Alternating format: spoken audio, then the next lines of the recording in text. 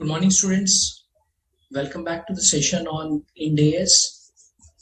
So in the last session, we started discussing about Ind AS 12. That was about the income taxes. So today we plan to continue with our discussion on income taxes, that is Ind AS 12.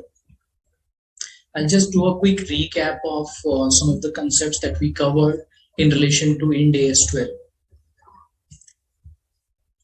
Ind AS 12, as we discussed, follows a different approach in terms of computation of deferred tax, and that is called as balance sheet approach. And when we say this is different, so we are comparing this to Indian GAAP.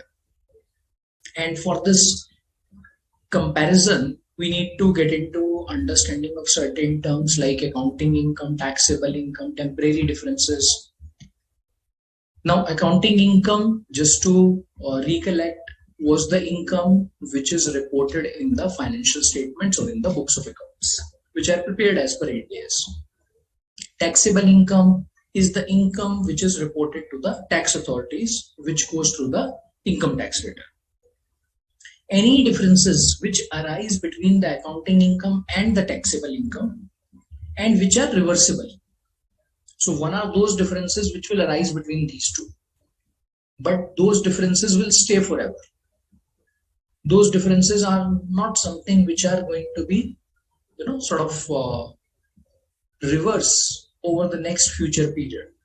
So we'll not be talking about those differences, because those differences will not have any impact from the perspective of recognition of deferred tax, because those differences are in the nature of permanent differences. But the differences which get reversed in the future periods are the ones on which deferred tax is required to be computed, and those differences are termed as temporary differences. This is something which we differ from the Indian GAAP, because in the Indian GAAP we call those differences as timing differences. Further, we also discussed that in terms of the approach that we follow, approach in relation to computation of deferred tax, it's the balance sheet approach, whereas in the Indian GAAP we follow P&L approach. And we also talked about this approach, that in terms of taking this approach, the larger difference arises in respect of those items which are changing the base. Yeah, remember one example wherein we picked up the fair valuation of PP, which is not really rooted through the P&L, and that's why when we follow the P&L approach, this is not captured. But when we get onto the balance sheet approach, because the balances would contain the revalued balances, so that's why in respect of Ind AS, taking the balance sheet approach, those balances will also get captured, including the revalued amount, on which then we'll compute the deferred tax. Clear? Next aspect was about some of the considerations that we need to give when we assess whether the deferred tax which is going to be created will be an asset or a liability.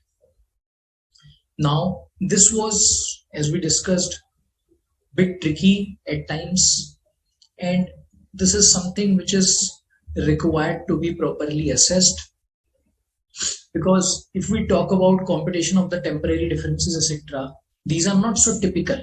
They can be just computed easily, but then to get on to this assessment whether this difference will result in an asset or liability leads to some errors at times. So that's why whenever we'll assess about the recognition of asset or a liability, we always need to go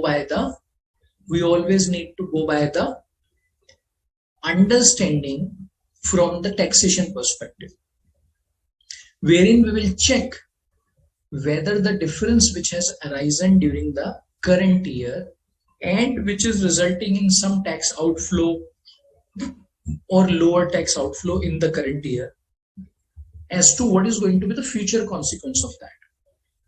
If in the future, because of this difference, higher tax will be required to be paid, then of course this is in the nature of a liability wherein deferred tax liability needs to be recognized.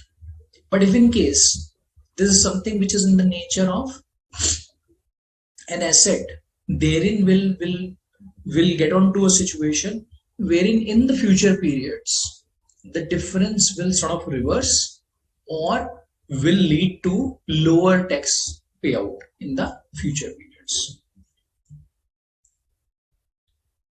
Now, while computing deferred tax, we also picked up various examples. One aspect while computing the deferred tax, which we discussed towards the end of the session, was about the reversal of these deferred taxes.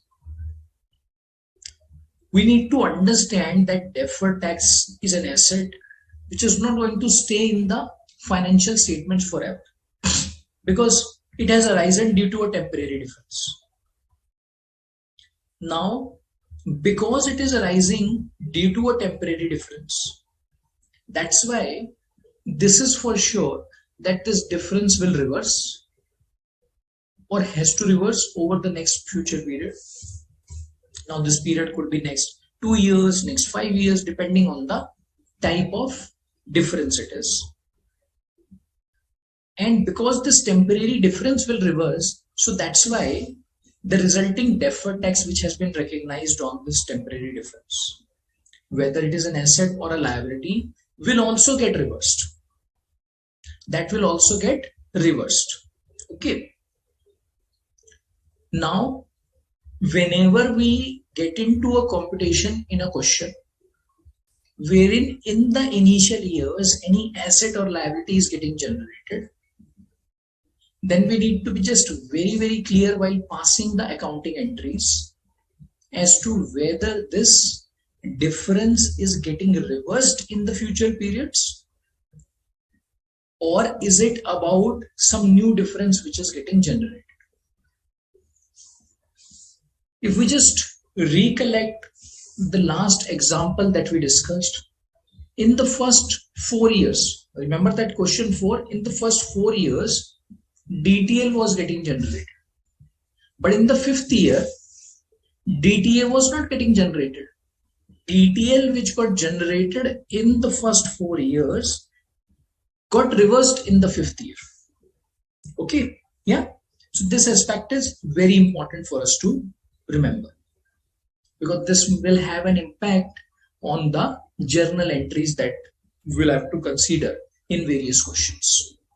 We'll also be looking at some more journal entries during the course of our discussion today.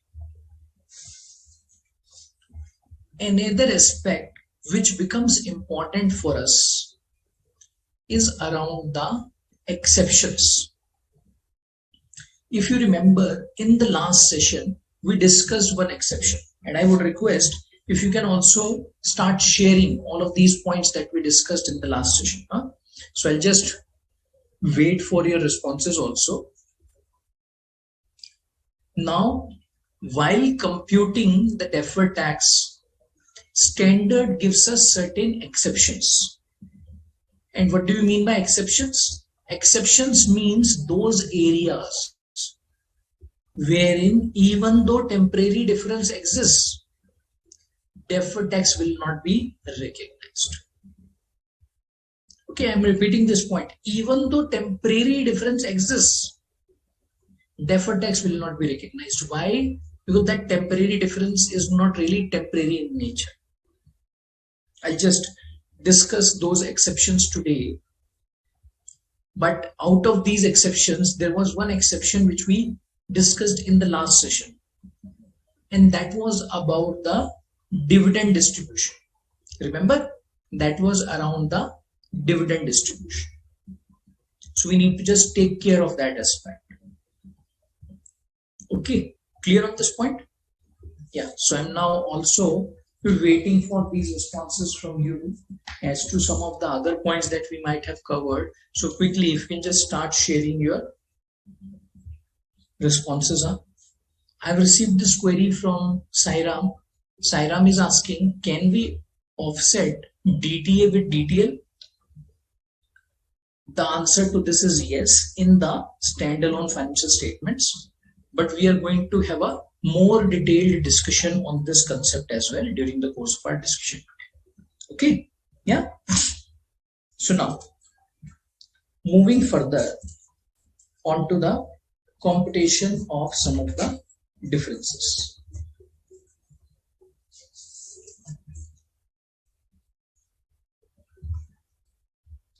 So I'll now take you to the exceptions. Just give me 1 minute.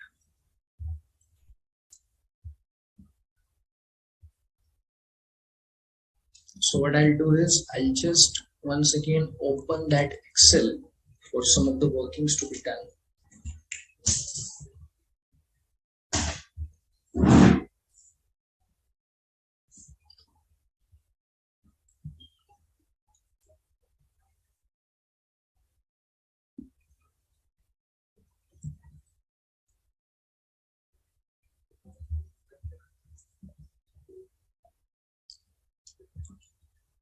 All right, so now this is the exception which we discussed in the last session. So I'll just share this Excel working with you now.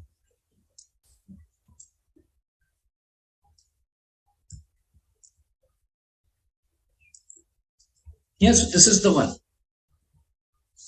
Now let us just come back to this exception. This exception talks about distribution of undistributed reserves. Remember, distribution of undistributed reserves. And this exception captures implication of deferred tax at the level of consolidated financial statements. Now please remember, we are not really limited to computation of deferred tax in the standalone financial statements. As you can see over here, even at the consolidated level, certain transactions will have some deferred tax impact, which we will have to consider. Correct? Yeah? Clear on this part? Okay.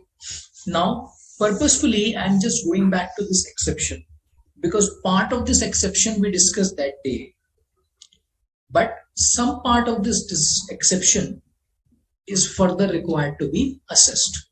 So let me just put down the facts once again for the purposes of our understanding.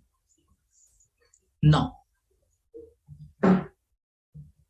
we were talking about a situation wherein we had two companies, ABC Limited and XYZ. Remember, ABC Limited had control over XYZ Limited. XYZ Limited was having undistributed reserves. This was having undistributed reserves. Why? Because if you look at the screen right now,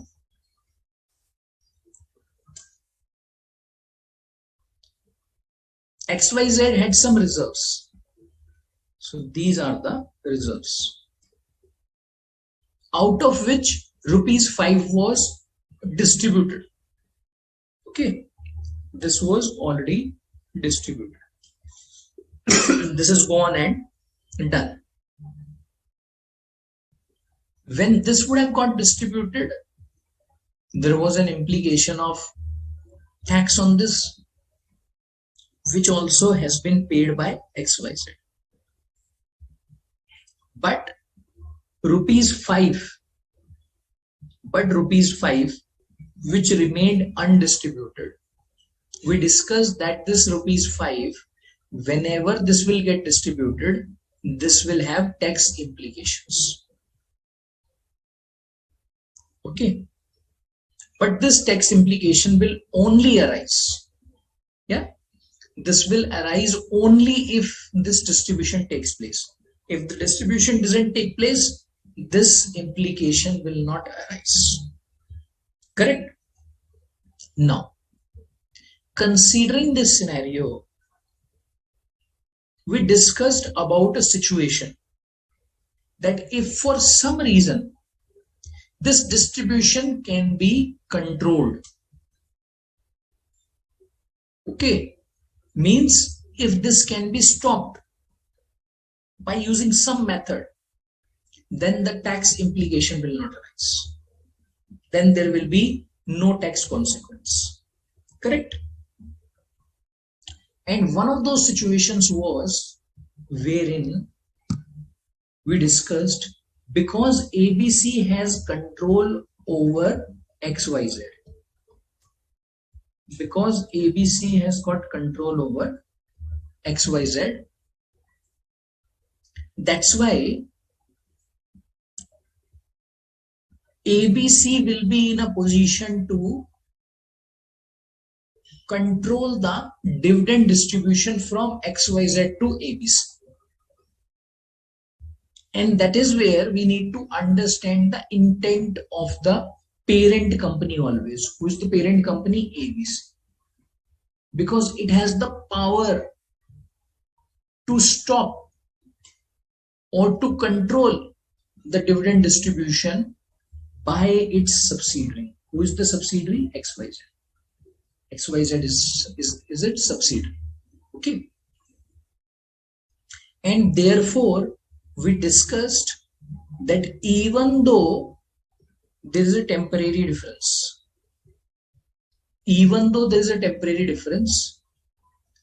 this difference, because ABC will have an intent of not getting this distribution done, that's why we discussed that this temporary difference will not remain temporary anymore. Correct? We discussed that this will not remain temporary anymore. And because this will not remain temporary anymore, that's why no deferred tax will be recognized. This will not be recognized. Okay. Now, this is something which is an exception.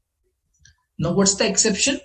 Exception is the one wherein we know there is a temporary difference, but that temporary difference doesn't remain temporary if you go by the intent of the parent company, or if they have this intent of not getting this dividend distributed. Now, further on this, let's try to assess if for some reason this relationship changes. Let's suppose instead of subsidiary, let's suppose XYZ is not a subsidiary anymore. Say it's an associate.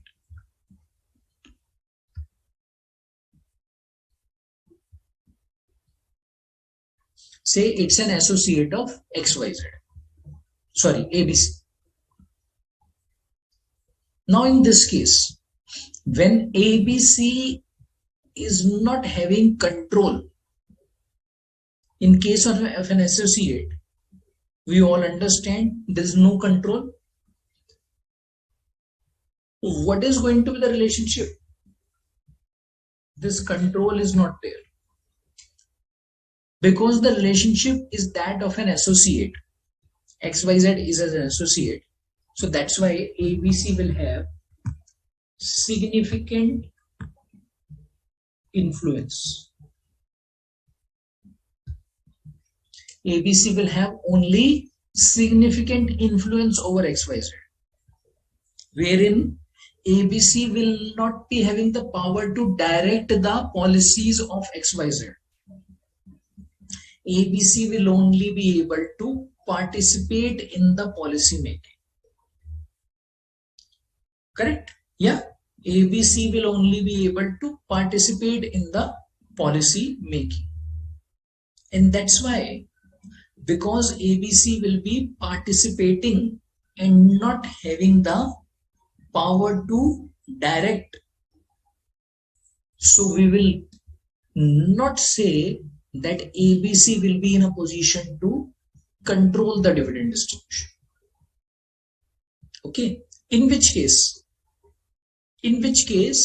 this difference will be temporary. Yeah, this difference will be temporary. We are talking about this difference. Huh? So do we say this difference is temporary? The answer is yes. This difference will be temporary, and that's why the deferred tax will have to be recognized, because now that exception doesn't come into the picture. Now that exception doesn't come into the picture. Okay, therefore, if we talk about a relationship wherein ABC and XYZ are connected through a significant influence, wherein ABC has got significant influence over XYZ instead of having control over XYZ, therein temporary difference will arise and deferred tax will have to be recognized. Clear on this? Clear on this part? All right. Now, moving on to one more exception. Moving on to one more exception. And this is about the business combination. Okay, so let me just remove these numbers for the time being.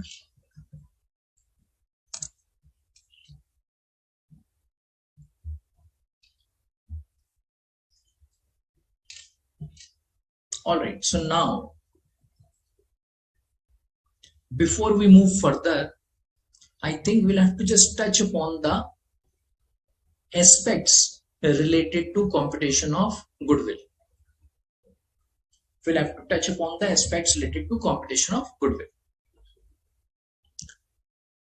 I'm hoping business combinations is the one which you would have already covered. Can you please quickly confirm, everyone? Business combinations, Ind AS 103, have you covered? Quickly, if you can just let me know your response. Ind AS 103, have you covered? And while you answer this, let us get on to our basic understanding about computation of goodwill. How do we compute goodwill? Purchase consideration less net assets, or you can say purchase consideration less the value of assets acquired in a business. So say if business is getting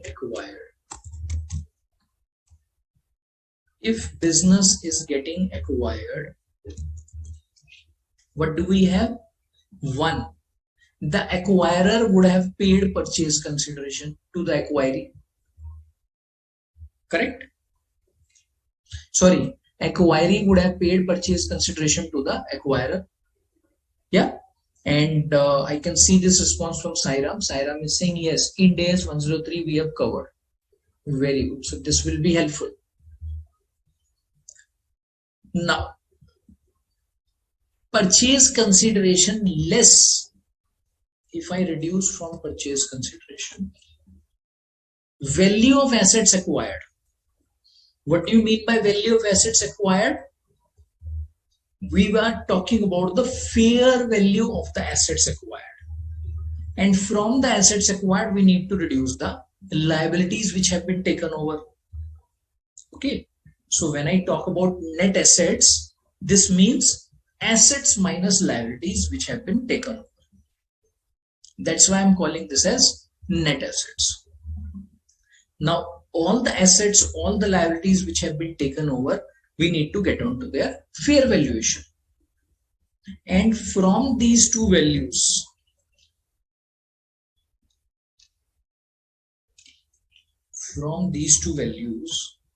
what do we derive? Goodwill. Correct? Purchase consideration less fair value of net assets is something which will give us goodwill. Please remember, goodwill is a balancing figure always.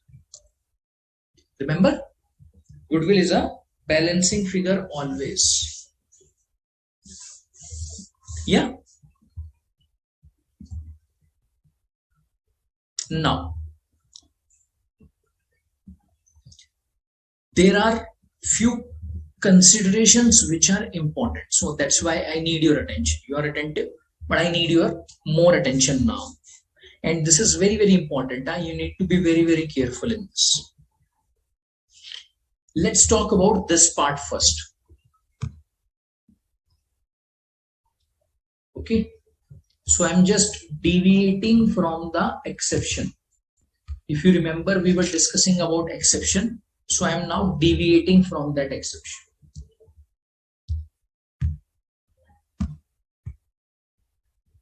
Sorry.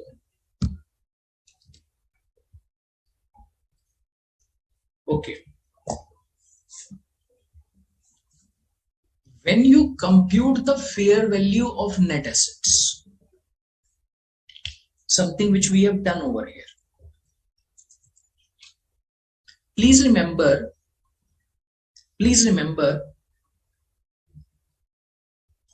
that the fair value of net assets is not something which income tax will consider.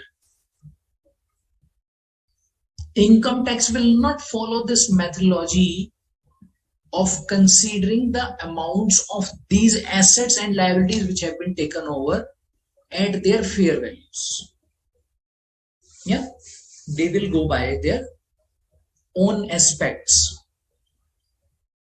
So that's why what will happen? All of these assets and liabilities which have been carried forward, but at fair values, when you compare their tax base, remember the tax base? Now, what is the book base of the net assets? 700. When you will compare their tax base, it may not be 700. It may be something else. Correct? So what do you find?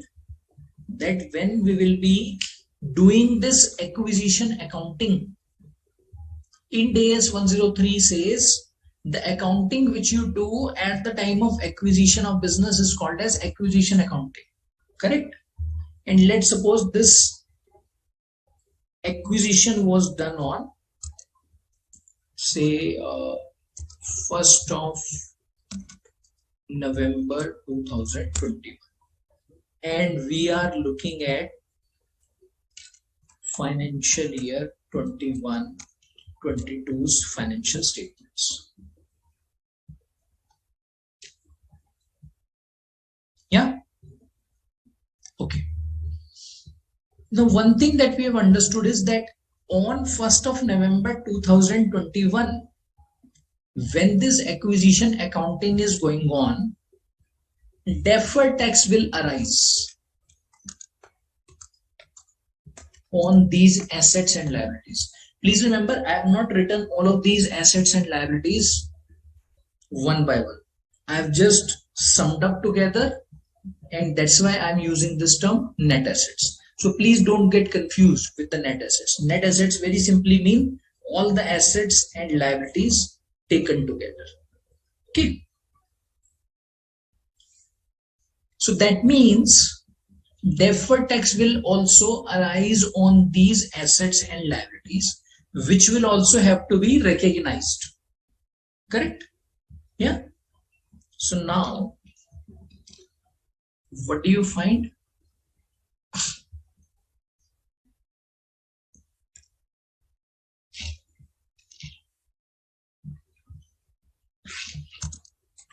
Now, we find that for the purposes of computation of goodwill,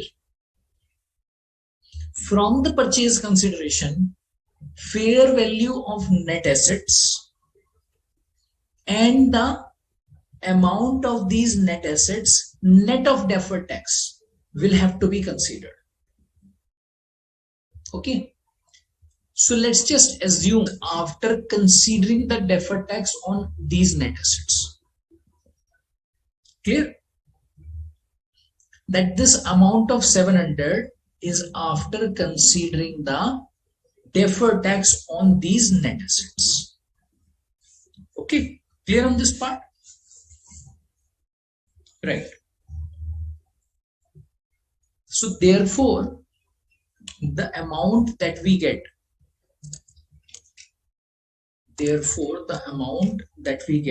over here is 300. Correct? Now please remember, we are doing this accounting on 1st of November 2021. This is also called as PPA.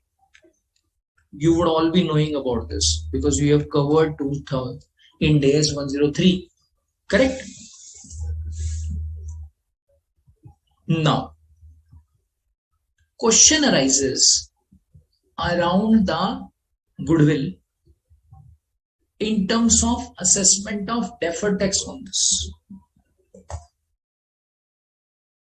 On the net assets, deferred tax has been computed. Yeah. But we need to check about the deferred tax on this goodwill, which has also been recognized for the first time. Please remember, this is for the first time goodwill has been recognized. Correct? Yes or no? This is for the first time goodwill has been recognized.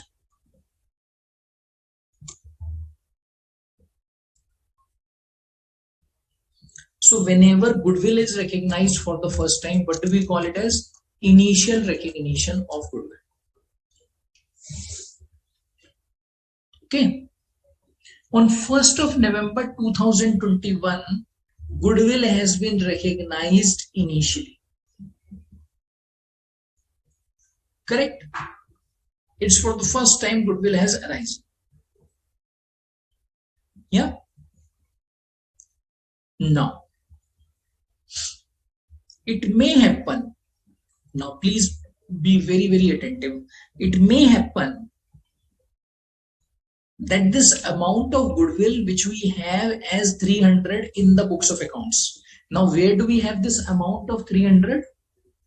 It is there in the books. It is there in the books of accounts.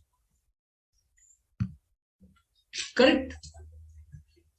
Now, it is not necessary that the same amount of 300 will be there as per tax.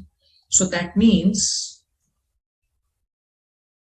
this 300 is the book base. This part is clear to us. This 300 is what? This 300 is the book base. Correct?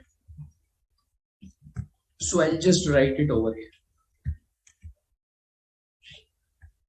Now, as around the tax base, of this goodwill, it is not necessary that the tax base will be 300. Why? Because that will be driven by the provisions of income tax. Correct? That will be driven by the provisions of income tax. So that's why I'm saying it's not necessary. I'm not saying it will not be 300. It may be 300, but it's not necessary that it will be 300. Yeah. So let's assume tax base is other than 300. Let's assume tax base is other than 300. If the tax base will be other than 300, then what will happen? Temporary difference will arise.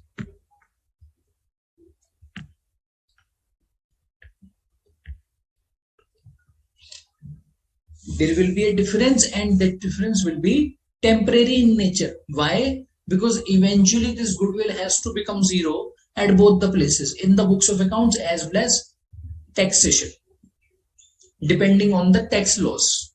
Okay, that's why I'm calling it as temporary difference.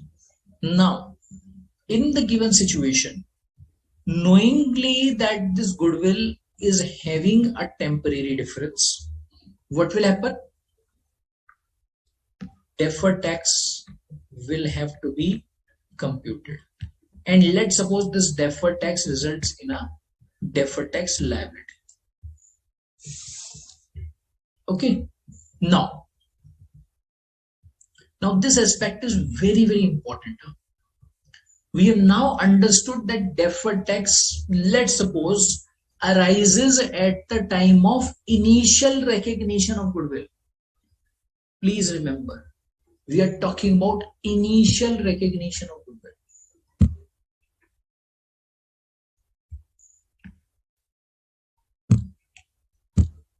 We are talking about initial recognition of goodwill. I'm not talking about the subsequent recognition. I'm talking about only the initial recognition. If for some reason this DTL arises, and let's suppose if this DTL is also recorded in the financial statements on 1st November 2021, so what will be the consequence? This DTL will have to enter the PPA computation. Why? Because conceptually we'll have to remember that goodwill has to be a balancing figure. If there is some deferred tax impact which arises on goodwill which gets computed at the time of its initial recognition will be after considering that deferred tax impact. Correct? So that's why what will happen? On this goodwill, we will have to compute deferred tax, and this deferred tax will enter the computation of PPA. And after considering this deferred tax liability on goodwill, we will have to recompute this amount of goodwill. Why? So we will get into a vicious circle, and this is because of the fact that goodwill is always a balancing figure. So this concept we have to remember always. Because this goodwill is always a balancing figure, so that's why we will have to get into this vicious circle. Correct? Okay. So far, whatever we have discussed in respect of this deferred tax on goodwill which arises at the time of initial recognition only, and I'm just again highlighting this point for you, that this is all about initial recognition of deferred tax, recognition of deferred tax at the time of initial recognition of goodwill. Now we understand about goodwill. And what do we understand about goodwill? That goodwill is a fictitious asset. Goodwill is not a real asset, it's a fictitious asset. Correct? Now, let's suppose this DTL on goodwill works out to 100. This DTL on goodwill works out to 100.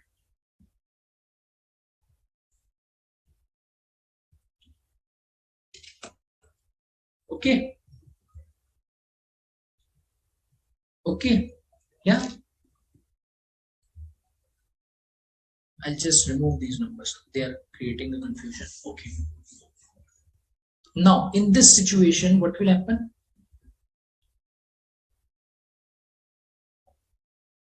In this situation, we will see that by bringing in the deferred tax in the computation of PPA, amount of fictitious asset is getting impacted.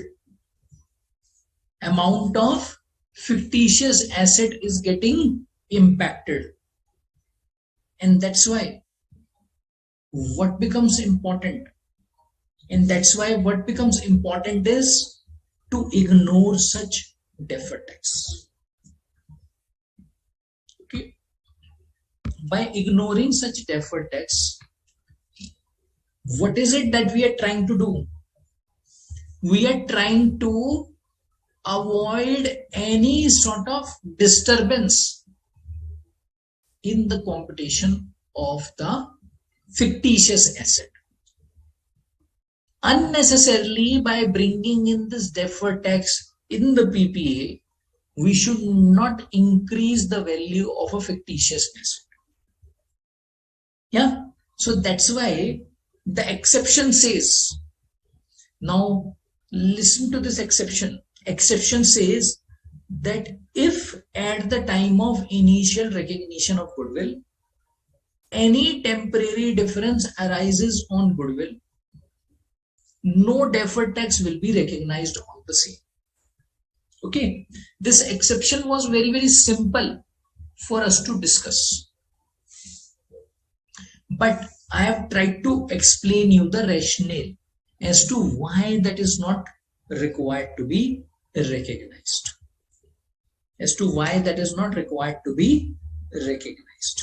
Okay, clear on this? Clear on this part? Now on this part, if you are clear, let me just take you further from this place. Because I'm sure you will have some questions around this, which you may not have put across. So let's try to understand as to what all questions may arise.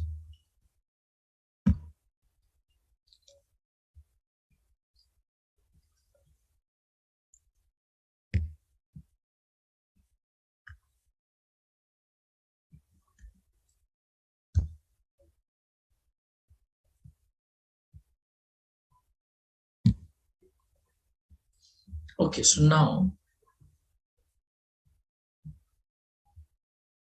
we were looking at two dates. Now, what are those two dates? First is, of course, 1st November 2021, and the other date is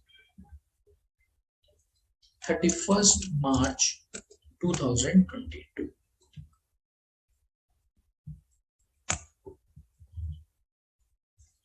Okay, on 1st November 2021, goodwill was getting recognized. So that's why we are saying it's the initial recognition of goodwill. It's the initial recognition of goodwill.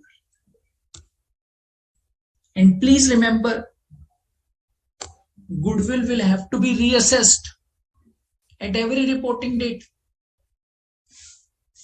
Remember about goodwill. Goodwill is an intangible asset which has to be mandatorily tested for impairment at every reporting date. So what will happen? On 31st March, there will be a subsequent measurement of goodwill. I'm talking about goodwill only. Yeah?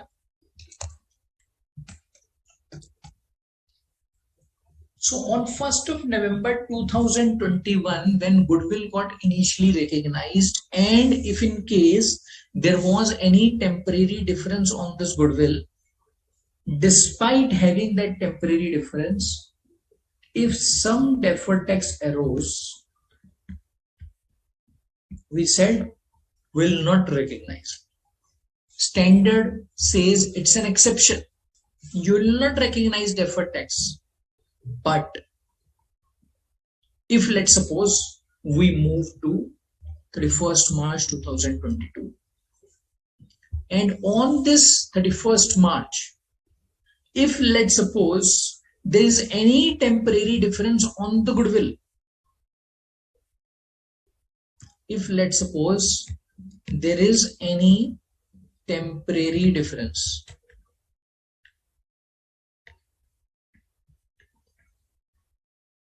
on this goodwill.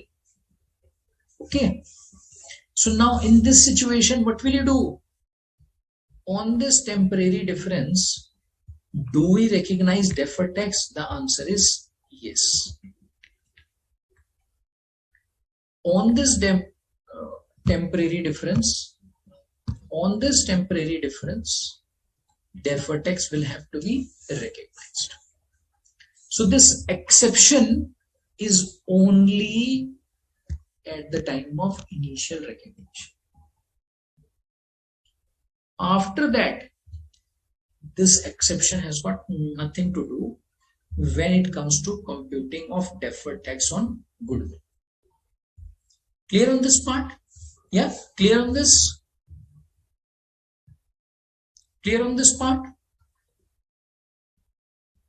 All right. So now what we can do is we can get on to some examples from the study material itself. And this will not really be limited to the exceptions. I'll just discuss certain aspects that have been tried to be covered over there. Okay, so if you can go to page number 10.20 of the study material. Yeah, so let me just open this study material. Just give me 1 minute.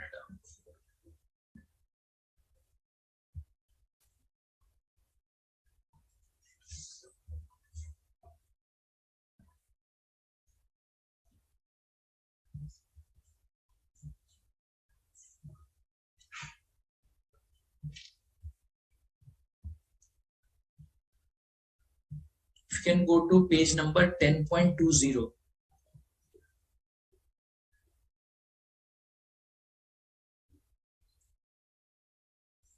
You're there? Yeah? Very good. So I'm just opening that document.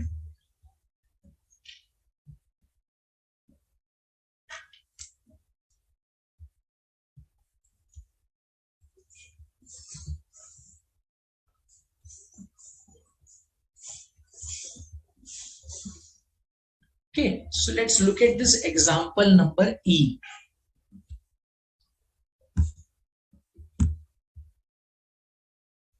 Let's look at this example number E. Yeah. Sorry, situation number E, example number 23.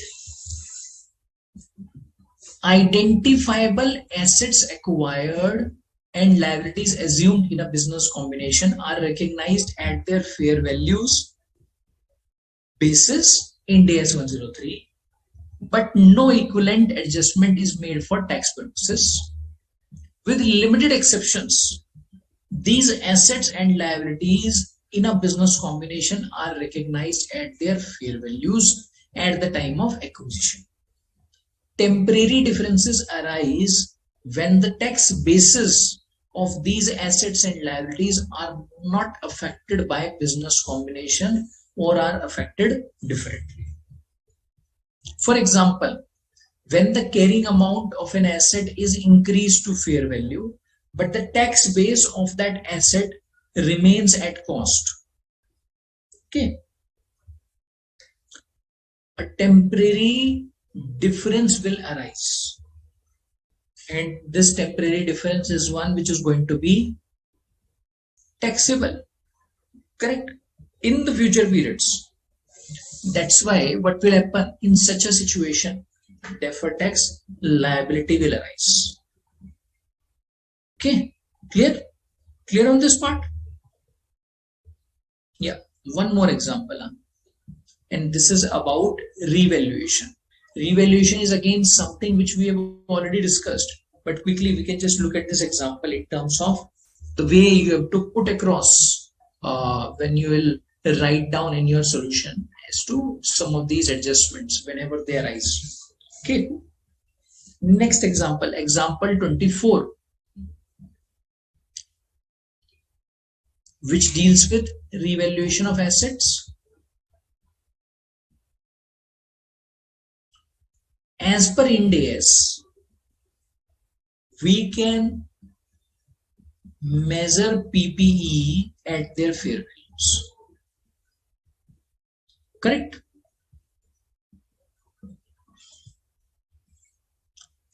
In some jurisdictions, revaluation or other restatement of an asset to fair value affects the taxable profit for the current period. In some jurisdictions, it will be considered. Okay. As a result, tax base of that asset is adjusted and no temporary difference arises. Okay, why temporary difference has not arisen? Because everything has been adjusted in the current year itself. So while computing the current tax, this is something we have captured. Sairam, if you can just elaborate on your query. Sairam has a query around the measurement difference. So for which part you are asking, Sairam, then I'll be able to clarify this. Okay. In some jurisdictions, revaluation or the restatement of an asset does not affect taxable profit when the revaluation has been done. Means in the year when the revaluation is done, this will not be adjusted. Means for the current year's taxation computation, this will not be adjusted. Yeah. But will it have any future consequence? Answer is yes. Because if we have changed the carrying amount of an asset, say PP was 100 earlier, now it has become 150. But income tax is saying no, I'll continue to consider this at 100. Why? Because I don't go by this principle of fair valuation of PP. So there's a difference between what books have done and what the income tax requires. In such a situation, what will happen? In such a situation, this gap of rupees 50 which has been created, this will have to reverse. But when does this get reversed? Over the life of the asset. Because eventually, whether we continue to use this asset in the business or we dispose it off, maybe after a few years, in both the situations, this asset has to become zero. And this asset will become zero at both the places, income tax as well as books of accounts. Therefore, such differences will result in deferred tax. Clear? Clear on this part? Clear on this part? Okay, great. So now we'll move further now. Just give me 1 minute. Let me just. Okay, in the meantime, I can see Sairam is just trying to explain his query.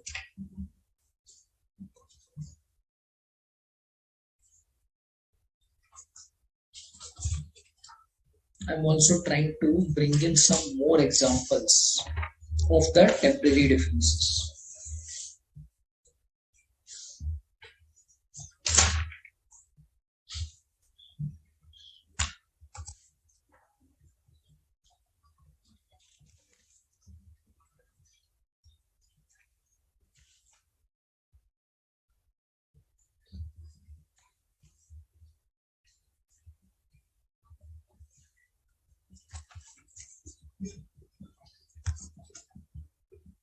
I think we can look at now example number 38. So if you can go to page number 10.31. Okay, yeah. Example number 38. If you can just start looking at this example, I'll also come to this example. But in the meantime, I can see this query from Sairam. So let me just answer this query first. Sairam is saying, sir, in case measurement difference arises in the business combination, how do we calculate the deferred tax? Very simple. At one place, what do we have? Fair value of the asset. Say the fair value of asset is 150. Okay. and at the other place means it's tax base. Or let me just solve this on Excel for you. I think that will be helpful.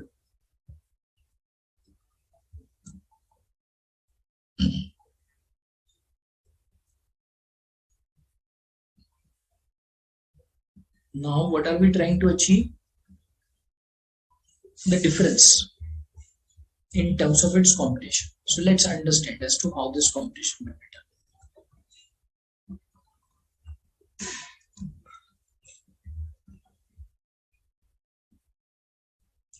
At one place, what do we have? Fair value of asset. Say this is 150. Correct? Yeah? Everyone clear? Okay. At the other place, what do we need? It's tax base. And let's assume carrying value of this asset before its fair valuation was 100. Means this was appearing in the books at 100, which got fair value to 150.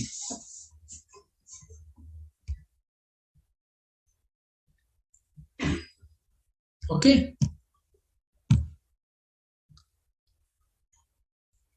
Now, say income tax disregards this fair valuation. So the tax base, let's suppose, is 100. Why? Because income tax says that whatever was your book value earlier, I'll continue to consider that as the value for my purpose. So as per tax, we have 100. As per books, we have 150. So what is going to be the temporary difference?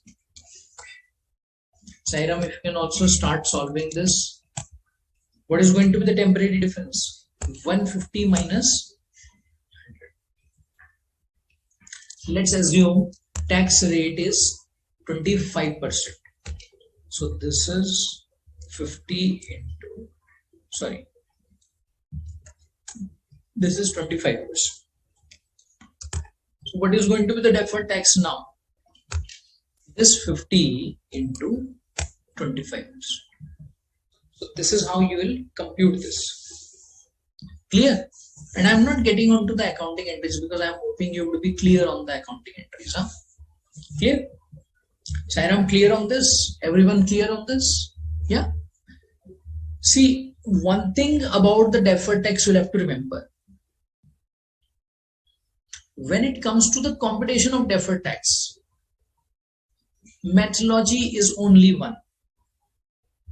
You have to compute temporary difference on which you will apply tax rate. There is no different methodology for this.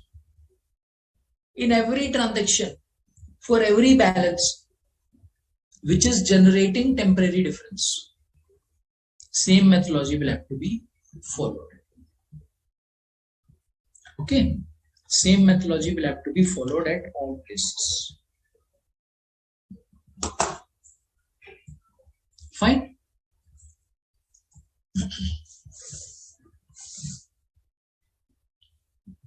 Yeah. All right. So I think we were talking about example number 38. So let me just move to example number 38 now.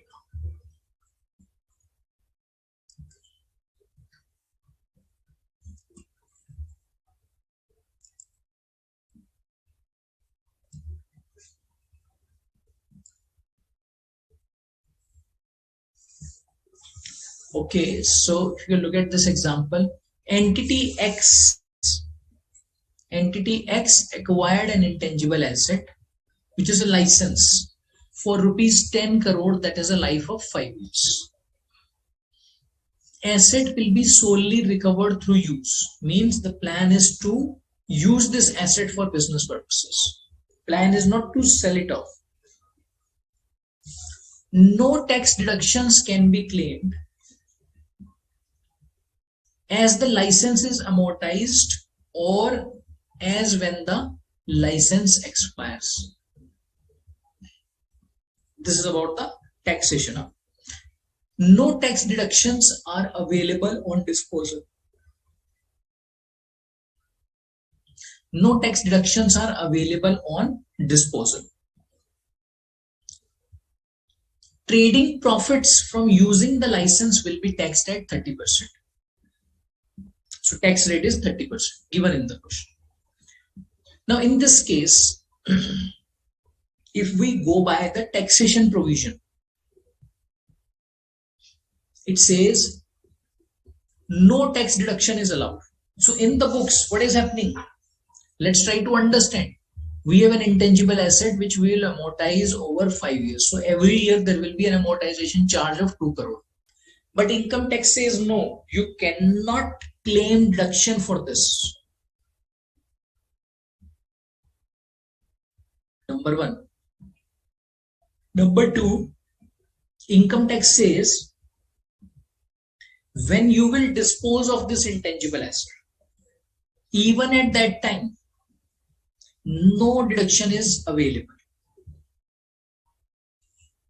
So this means in the books we will have an amortization charge, but income tax will not allow this. Okay. So therefore, tax base of this intangible asset will become zero. Why?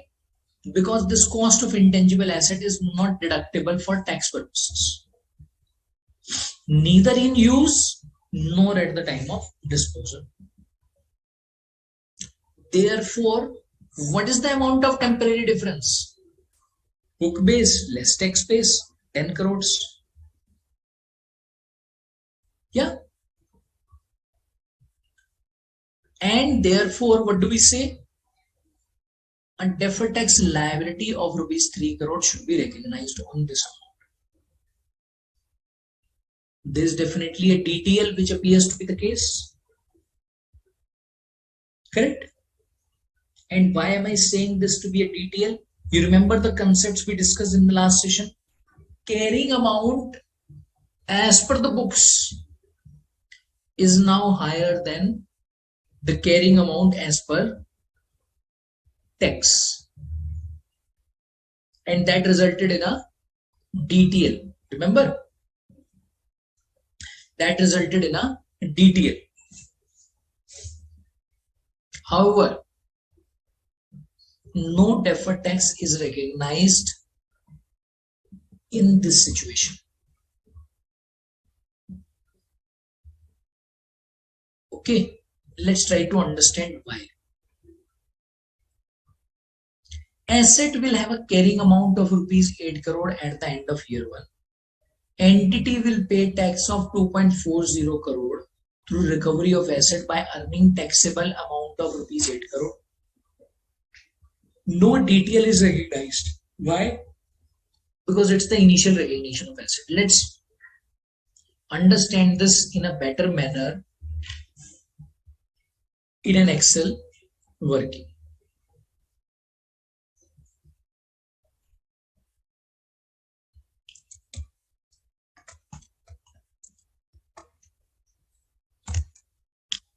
We have an intangible asset of rupees. So what's the value of rupees 10 crore? So amounts are in crores. So as per the books, it's 10. If you look at its tax base,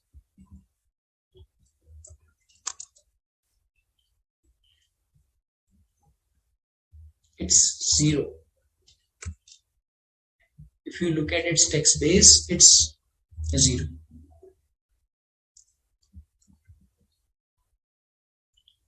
Okay.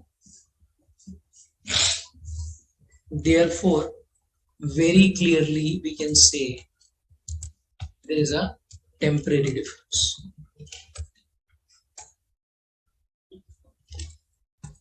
And assuming a tax rate of 30%, which is given in the question, we should get deferred tax, and which will become a DTL. So we should have 10 into tax rate, and which should be in the nature of DTL. Correct? Ideally, this is something which we should do. But here again, let's try to put it in two stages. So one is initial recognition.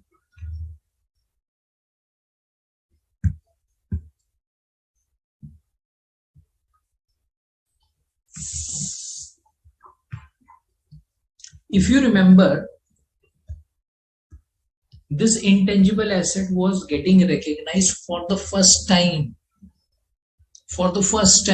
on, say, let me just give you a date,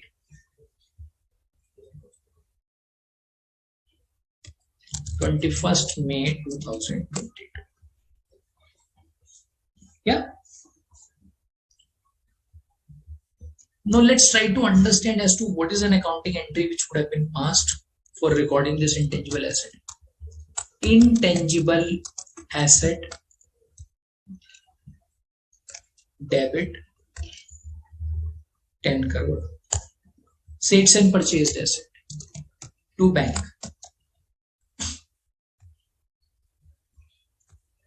10 crore.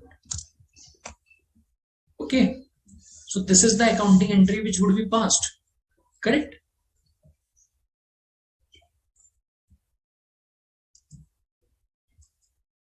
Yeah.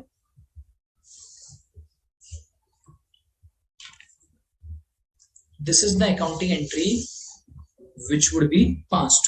Oh, Sairam is saying Excel is not visible. Just give me 1 minute.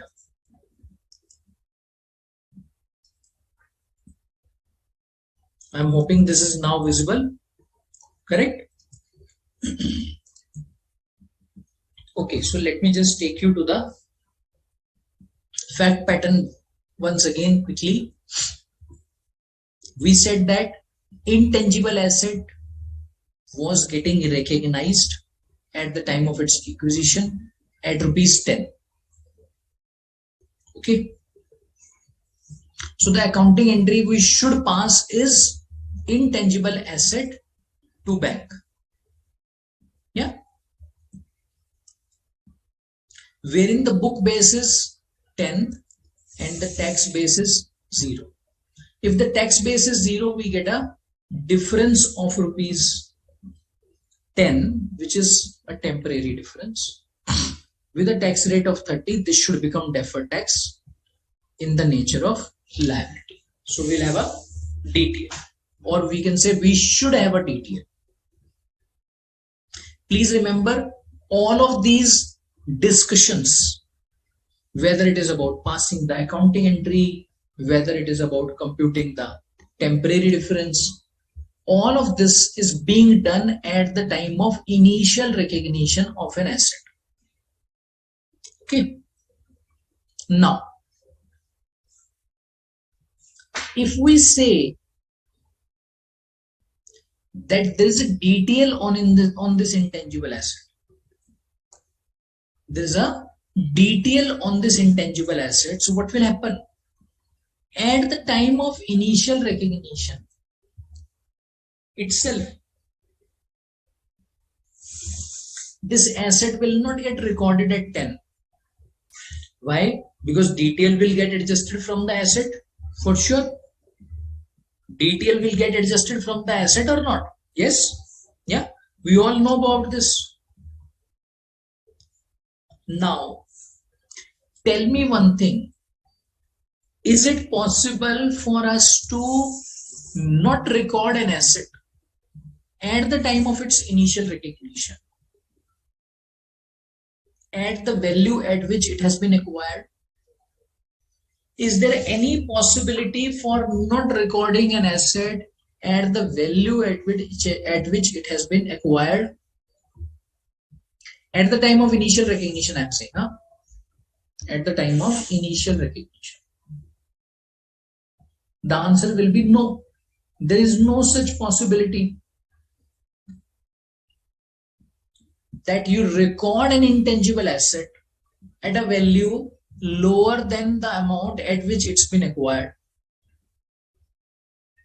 Yeah, we know there's no such possibility. So that's why what do we need to now understand? That even if any temporary difference arises like this, even if any such temporary difference arises, when at the time of initial recognition of an asset or a liability, no deferred tax will be recognized on such temporary difference at the time of initial recognition. And this is exception number 3, which comes from Ind AS. This is exception number 3, which comes from Ind AS 12. Because you may be wondering, sir, why are we saying that this will not be recognized? Clearly, we can see there is a temporary difference. We have the tax rate available. And then we are saying, no, DTL will not be recognized. Why? So what's the purpose behind it? Purpose is very simple. That on initial recognition, intangible has to get recorded at ₹10. Creation of DTL on initial recognition will result in what? Will result in getting this intangible asset recorded at value lower. And what is this lower value? Amount of DTL.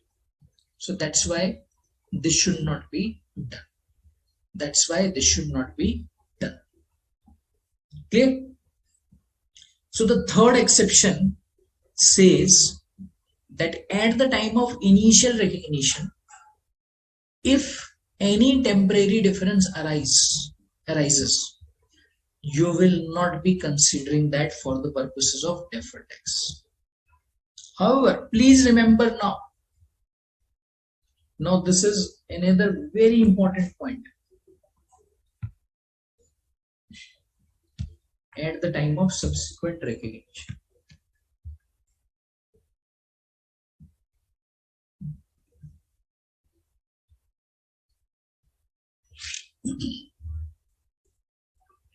and let me just bring in a date here. This was 21st May 22.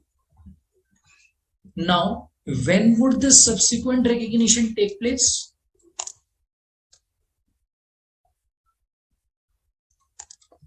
Say 31st March 2023. Subsequent recognition or subsequent measurement, we may say, now on this date we will pass this accounting entry. Amortization expense debit 2 crore. Why? Because this will get amortized over 5 years.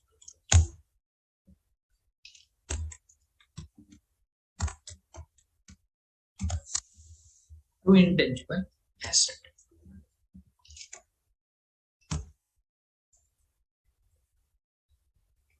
Okay. Now,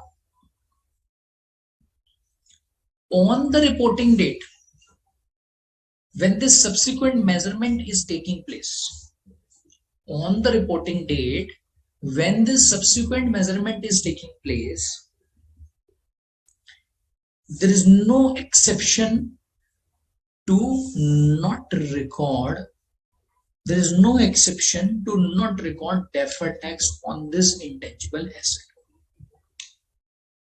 Yeah, which means that on this date,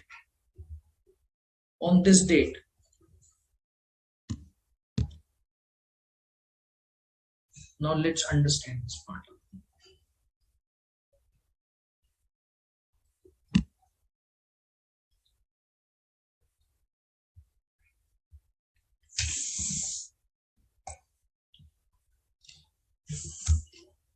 This value will become 8.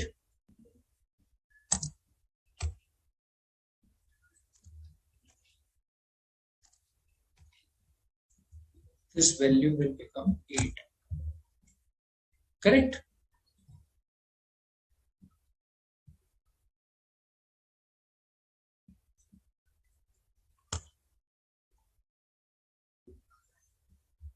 say its tax base is 0. Yeah, or it is some other amount. For the time being, I am keeping it 0. So now do we have a deferred tax? Yes. Now we'll have a deferred tax. So this deferred tax was not recognized. Why? Because it arose at the time of initial recognition. But something which arises at the time of subsequent measurement will not fall into exception. Clear? Clear on this part? So we discussed about the exception wherein we need to just ignore the computation of deferred tax. Clear on this part?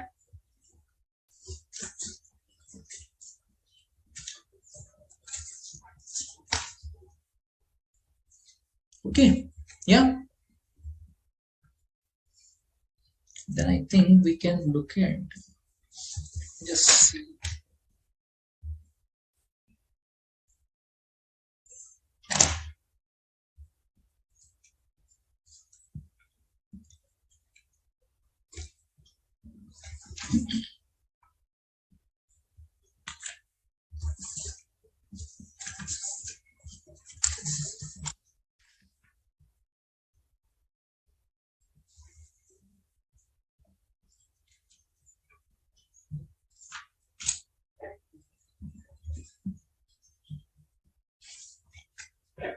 I think we can now look at one example.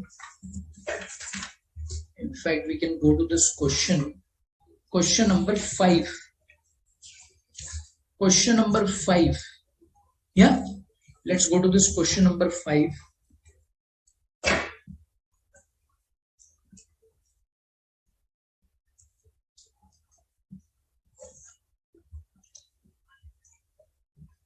Page number 10.65.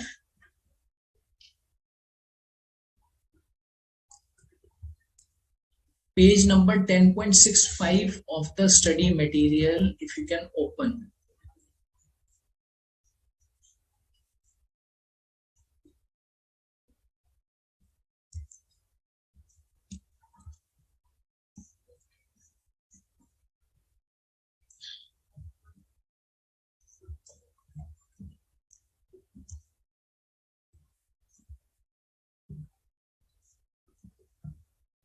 So let me just share the screen once again.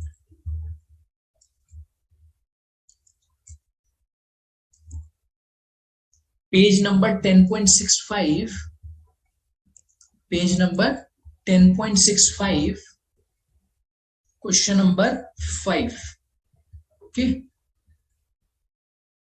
Start reading this question. Sairam is asking, sir, at the time of initial recognition, deferred tax, at the time of initial recognition, recognize the deferred tax for intangible asset? The answer is no. Something which we discussed. Okay.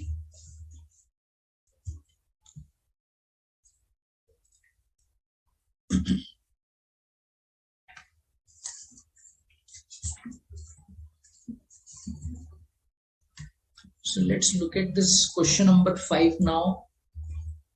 Question number 5. Yeah. Okay. A Limited acquired B Limited. Following assets and liabilities are acquired in a business combination. So it's an acquisition of a company, and I am assuming this to be a business combination basis the facts which are available in the question. So we are given the carrying amounts of various assets which have been acquired, as well as their fair values at which they have been acquired. Okay. We are required to calculate deferred tax asset in respect of all of these assets and liabilities. Simple and easy to do. Can you please compute this? Can you please solve this? and let me know your response. So can you please start on this? I'll just wait for a minute or two and then I'll also get on to the computation. Quickly, if you can just start this. Very, very simple, easy one, something we have discussed.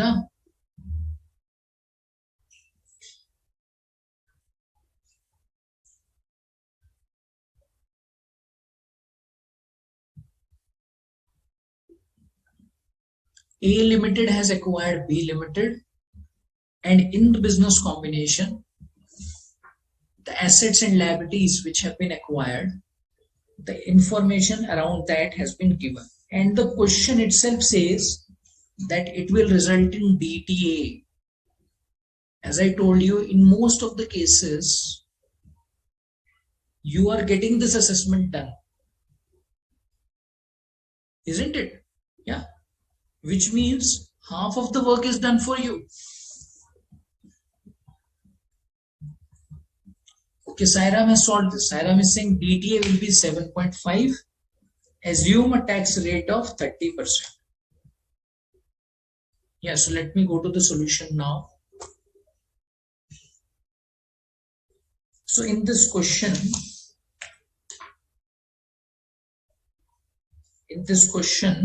now what do you look at? There is a temporary difference on PPE, inventory and debtors amounting to 25.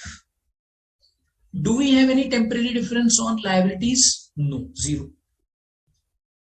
Do we consider any additional temporary difference which arises on goodwill? No. This 25 difference that we have discussed is only in relation to 3 items of assets. And please remember, at the time of business combination, when we acquire assets and liabilities and record them, do we say it's the initial recognition of those assets or liabilities? No. When the goodwill gets computed, goodwill is getting recognized for the first time, but assets are carried forward. Okay, so that's why when we talk about the exception of not recognizing deferred tax at the time of initial recognition of assets or liabilities, will that apply here? No, that will not apply here. That will not apply here. Correct? That will not apply here. Just 1 minute.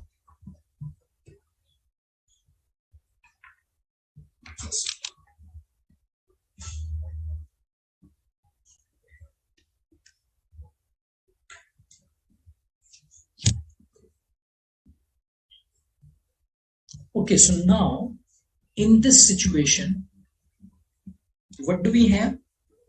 We have deferred tax asset. Even if you look at the principal, what do you find? Carrying amount as per books. Now what is going to be the carrying amount as per books? Let me just take you to an Excel sheet. Therein I think we should get more clarity.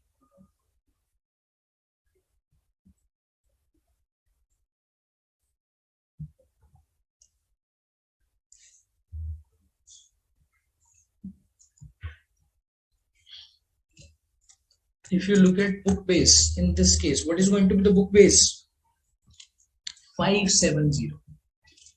What is going to be the tax base? 595. In case of assets, when the carrying amount as per books was lower than carrying amount as per tax, what did it result into? So we have a temporary difference of 25. Tax rate is 30%. Deferred tax, we understand, will arise on 25 at the rate 30%. But this deferred tax will be in the nature of DTA. This will be in the nature of DTA. Clear? Clear on this part? This will be in the nature of DTA. Yeah? Okay. Now let's also look at the journal entries which will be passed. Journal entry which will be passed at the time of acquisition. So plant and equipment is getting acquired. Plant and equipment is getting acquired. So this will be debited at what value? Fair value. Then we have inventory which is getting acquired at fair value. Then we have debtors which are getting acquired again at fair value. What's the fair value? 200. Then we have liabilities.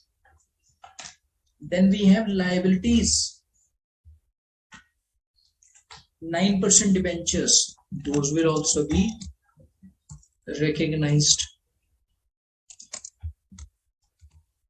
Let's just put down liabilities. So what's the amount of liability? 100. That's the fair value only. Okay. Purchase consideration which has been given, that is also final. 500 is the purchase consideration given. Correct? And we understand that we have a DTA. We understand we have a DTA of rupees 7.5.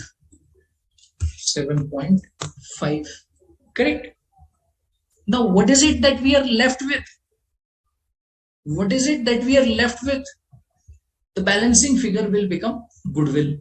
Now let's understand, will it be a debit balance or credit balance? I think considering the numbers that we are looking at, goodwill is going to have a debit balance. Goodwill is going to have a debit balance. Yeah. So very simply, what do we have? 100 plus 500 minus 250 minus 120 minus 200 minus 7.5. Okay. And what's the principle that we have considered? Once again, the same thing. Goodwill is always a balancing figure. Goodwill is always a balancing figure. Correct? And the same principle we have considered over here. Same principle of considering goodwill as the balancing figure. Clear? Yeah. Let's suppose if we do the PPA computation. So this was the accounting entry. I'm just trying to show this in a different manner. If let's suppose this is presented. So what do? We will put down purchase consideration over here. What's the purchase consideration? 500. Less fair value of assets acquired. So what is going to be the fair value of assets acquired? That will be 250 plus 120 plus 200 plus 7.5. Yeah. And this amount of assets should be net of liabilities. Less fair value of liabilities assumed. What's the amount? 100. Correct? So it's 100. So now goodwill, which has to be a balancing figure. Let's see. what is going to be the amount of goodwill over here? This will be 500 minus this plus this. Here again we get the same thing. Here again we get the same thing. Goodwill comes out as a balancing figure. Goodwill comes out as a balancing figure. Clear? Clear on this? Once again, same thing up. Yeah. I'm hoping with this you would have got clarity around the computation of deferred tax as well as some of these exceptions. Now let me just quickly summarize the exceptions. Exception 1 is related to initial recognition of goodwill. If at the time of initial recognition of goodwill, deferred tax arises which increases the value of goodwill, such deferred tax will not be recognized. But at the time of subsequent measurement of goodwill, deferred tax will be recognized. Number 1. Number 2, at the time of initial recognition of any asset or liability, if there is any temporary difference on those assets or liabilities, deferred tax will not be recognized. Deferred tax will not be recognized. However, at the time of subsequent measurement of such assets or liabilities, if any temporary difference arises, that will be recognized. Third was in relation to holding and subsidiary, wherein if the subsidiary has got some undistributed reserves on which tax consequence will arise at the time of distribution, then at the time of such distribution, DTR will arise. Correct? Standard says if the holding company intends to not pay this dividend, then the difference will not be temporary anymore, and therefore deferred tax will not be recognized in that situation. So these are the exceptions that we have. Okay, clear on this? These are the exceptions that we have. Clear? Yeah. So now what we can do is, I think we can now take a break, and let's meet after the break. In the meantime, if you have any questions, any doubts, please send across your queries, and after the break we will start with your queries first and then we'll move further. Please remember, we are not yet done with the standard. There are some more concepts around the standard which we have to discuss. Okay, clear? All right, so let's take a break now.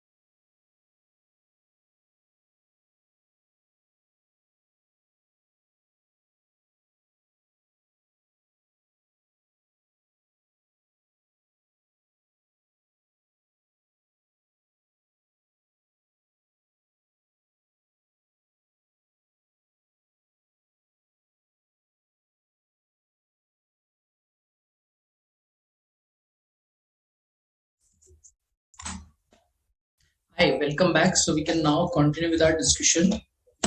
Moving on to the next aspect, that is about the taxation rates.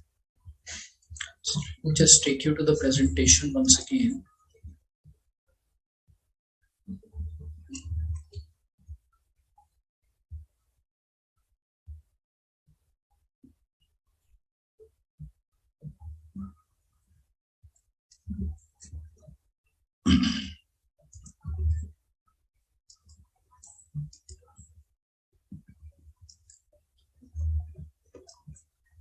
All right, so we have now discussed about the exceptions. The next thing that we are now going to discuss is about the taxation rates. Deferred tax is something which required a taxation rate to be considered. Remember? Yeah. Now we will try to understand as to what will become the basis for computing those tax rates. Okay.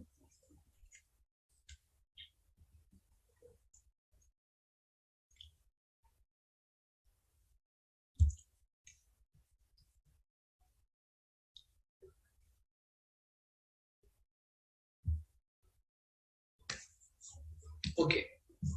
So now around the tax rate, let's first of all talk about current tax. The way we compute current tax, I think, is very simple. We use the tax rate which has been enacted or substantively enacted by the balance sheet date. For example, if we talk about financial year 21-22, for example, if we talk about financial year 21-22, and if we have to compute the tax for this particular financial year, then we will use the rate of financial year 21-22. Correct? Means current year's tax rate is used for computing the current year's tax, or we can say provision for tax, which is recorded in the financial statements. Now, as far as current tax is concerned, understanding of this tax rate seems to be very, very simple. The other thing around the tax rate, which I think all of us are familiar with, is the nature of transaction. Depending on the type of transaction it is, depending on the nature of business it is, tax rates may vary. So what do I mean by this? Say, for example, if we are talking about tax rates to be applied for profits which have been generated from business, then the rate of tax on such business will apply. Correct? But if there is any capital gain during the year, say for example, rate which is applicable to business transactions is 25%, and the rate which is applicable to, say, capital gain, so rate which is applicable to capital gain is, let's assume, 15%.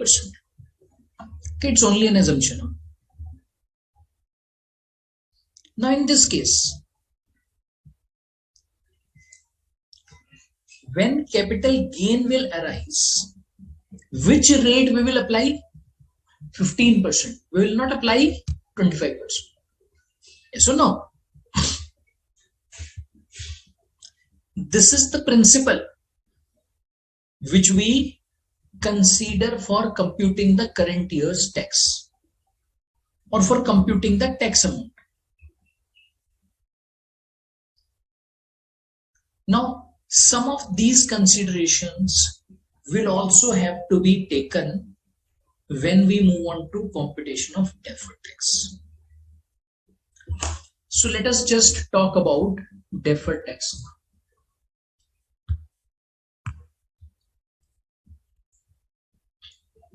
For computing deferred tax, which rate will apply? The rate will apply depending on the nature of transaction it is. Here again, the rate will apply depending on the nature of transaction it is.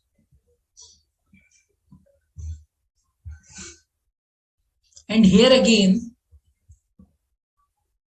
now I'm not talking about the nature of transaction, I'm talking about the tax rate.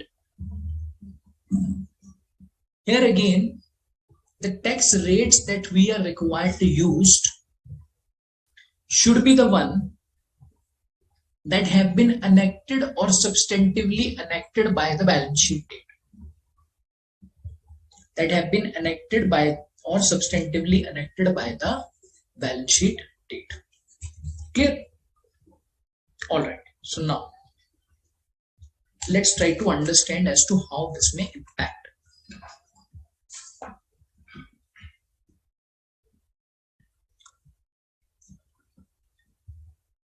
Say if we are on 31st March 2022, for which we have computed the current year's tax.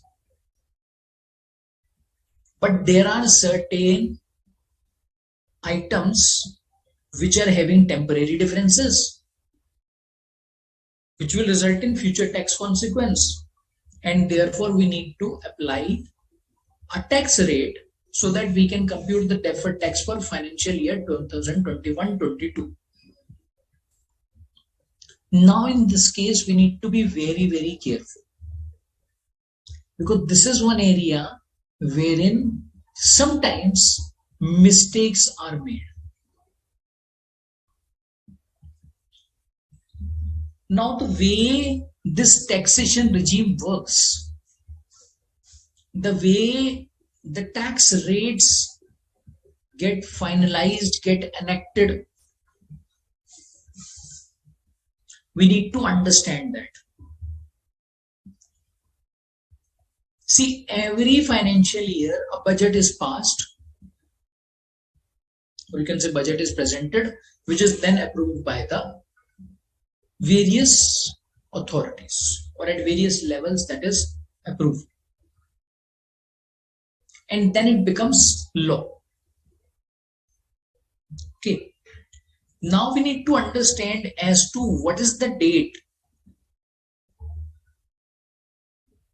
which we need to consider as the cutoff date for getting into that tax rate. For us, it will be 31st March 2022. Now on 31st March 2022, the rate which gets enacted or substantively enacted for the purposes of deferred tax will be the rate of 2022-23 and not 21-22. Yeah, because the rate of next year gets enacted or substantively enacted by the balance sheet date. Gets enacted or substantively enacted by the balance sheet date. Yeah, so whenever we will have to derive the tax rate, in most of the questions you will get the tax rate, but in case at any place you are required to arrive at the tax rate, then the tax rate of the next year, considering the fact pattern that we have discussed, will be the one which will have to be used for the current year. Yeah. Okay. So now we can pick up this small example first of all to understand as to how deferred tax will work when we talk about the nature of transaction to be different. An item of PPE has a carrying amount of 100, means the book base is 100 and its tax base is 60. So the book base and text base both are given 100 and 60. So what is the temporary difference? 40. 100 minus 60, 40 is the temporary difference. So temporary difference is also available to us. Now, tax rate of 20% applies whenever items are sold. Means 20% is the rate for capital gain and 30% is for other transactions.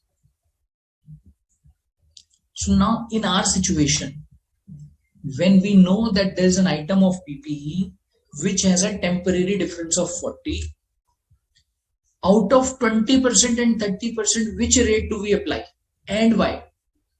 Okay, so that's the consideration. Now in this case, entity will recognize deferred tax liability. Why it will be a liability? Because the tax base is lower than the book base. Correct? So therefore, on 40 rupees, 20%, that is rupees 8, will be a TTL. But this will apply if the entity expects to sell the item without further use. Means the objective is to sell it. And therefore, we understand that the future tax consequence which will arise will be in the nature of capital gain. That will not be in the nature of business use. Understood? And if in case entity expects to retain this asset and use it in the business, then instead of 20%, which rate do we consider? 30%. In which case DTL will be 12. In which case DTL will be 12. Clear? In which case DTL will be 12. Okay. Yeah. Clear? Just give me 1 minute. Huh?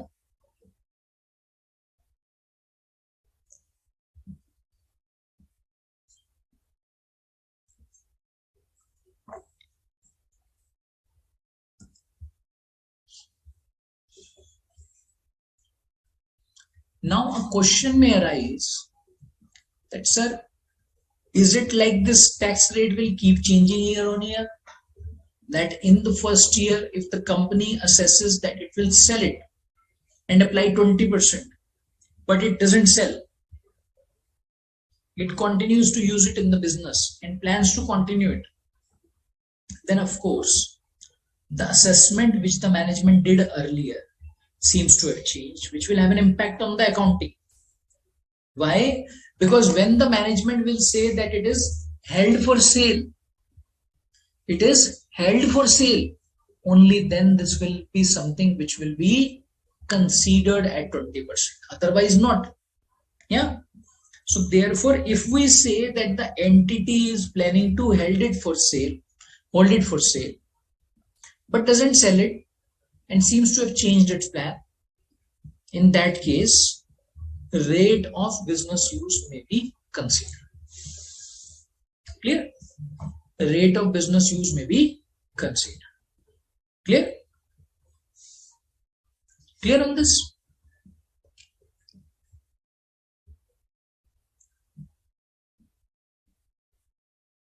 All right, so I think this was the example.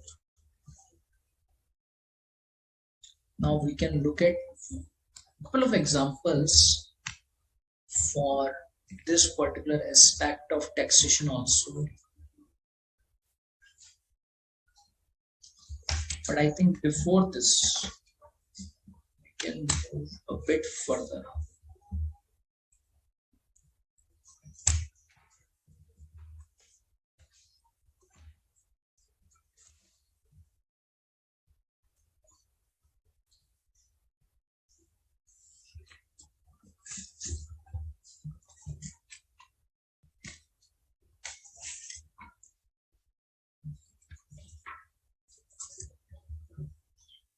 Okay, so I think we can now look at a couple of examples for which I'll take you to the study material only. So we can go to page number 10.40.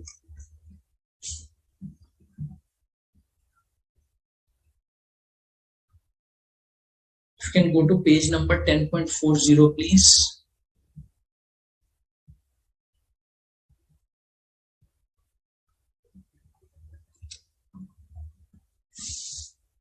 Example number 44. You can start reading that example.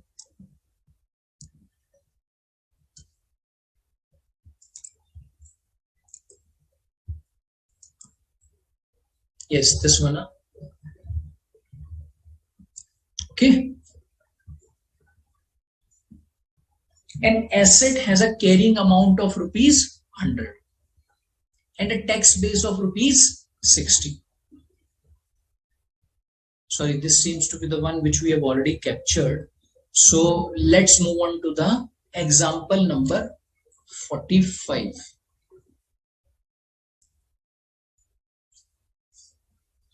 An asset with a cost of rupees 100, carrying amount of rupees 80 is revalued to rupees 150. Yeah. So I'll alongside move on to the Excel sheet. I'm hoping this Excel is visible to all of you. Please confirm. Excel is visible to all of you now. We have gone given cost, then carrying amount, then the fair value. Cost was 100, carrying amount was 180, fair value came out to be 150. Correct?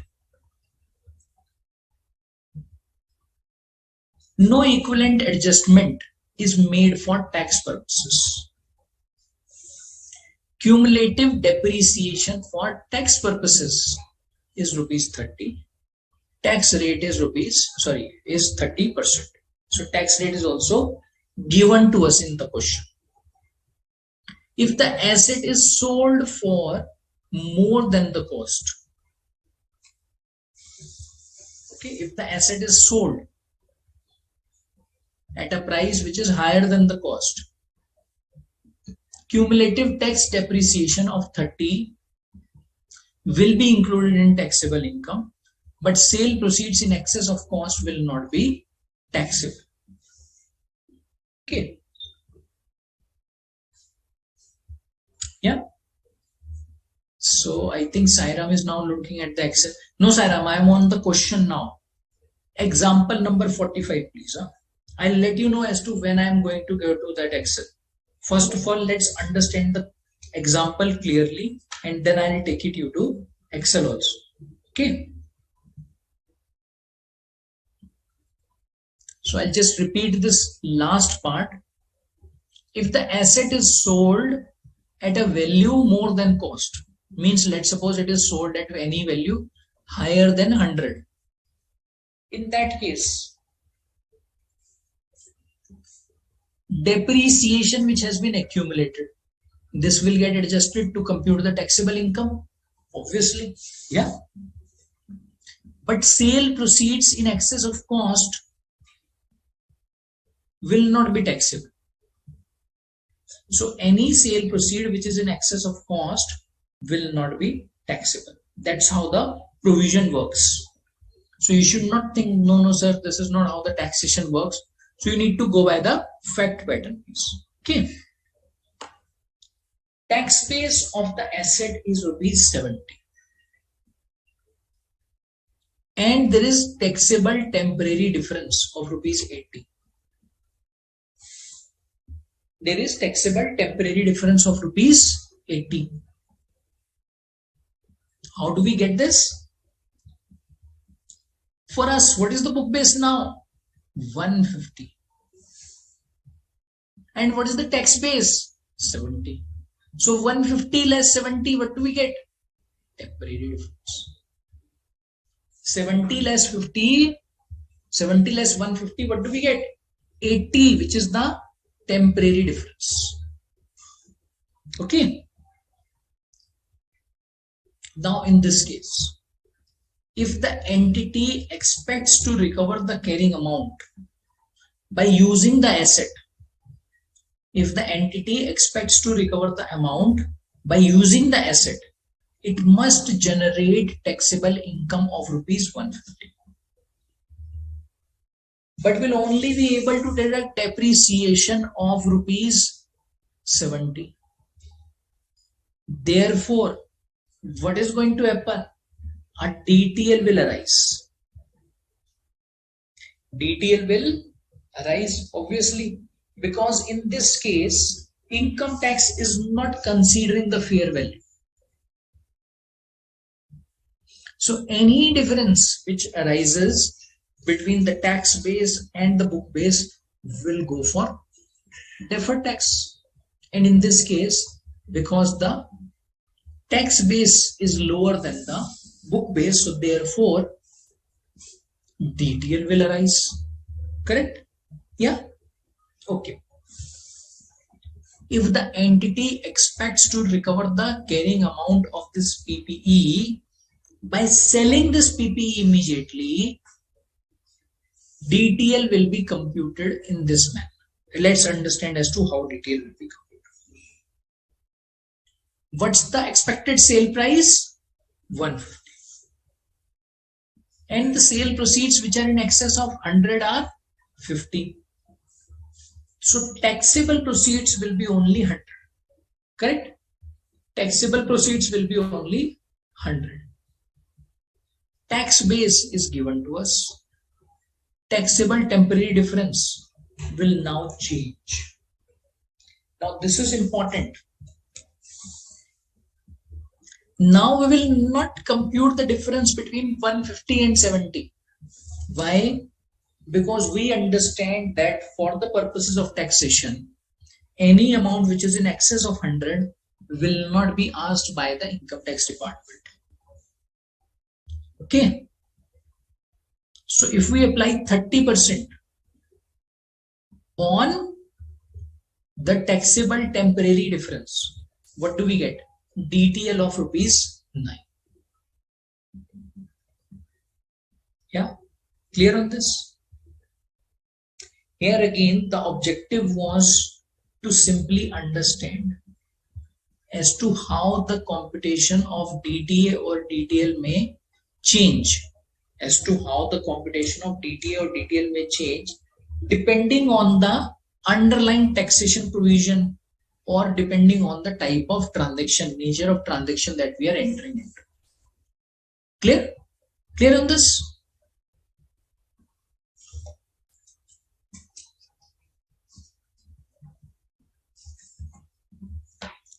Yeah? Alright. So I think we can move on to the next part, which is about offsetting the DTA and DTL. I think this was also the query which came today.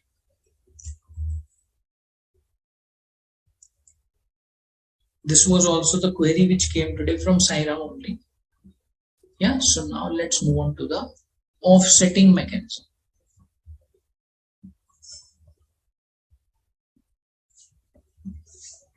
And along with offsetting, we will also be discussing about the presentation.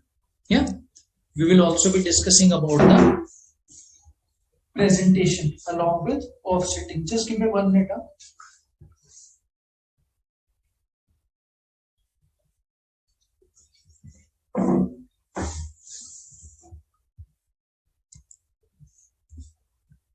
So I'll just share the screen now.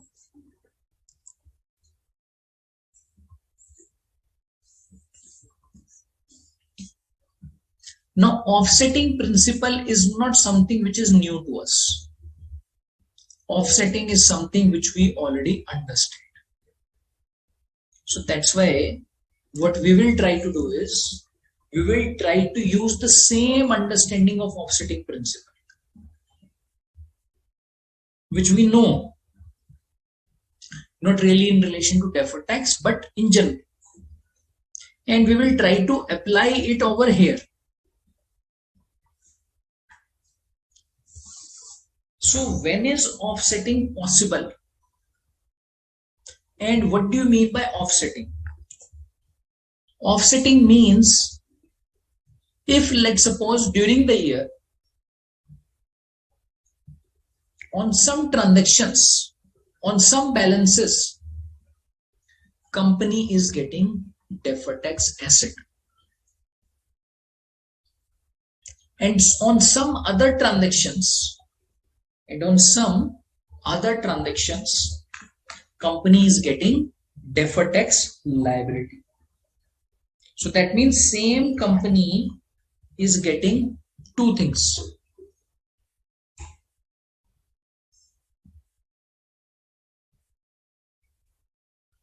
So we are saying same company is having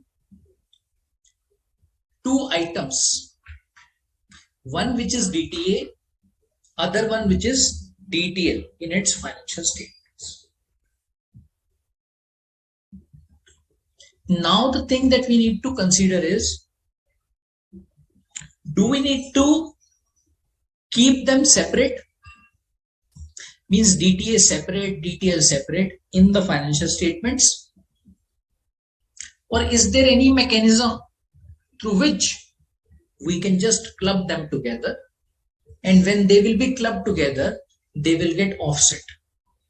Say for example, if DTA is, say for example, if amount of DTA is 100, DTL is 80. So what will happen? If we look at the net deferred tax, it will be 20, and in this case, deferred tax, which is net, will be 20.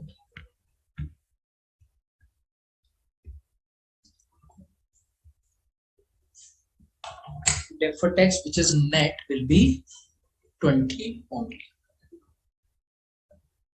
Clear? Clear on this? Okay. Now for us to check whether this offsetting can be done or not, there are certain rules.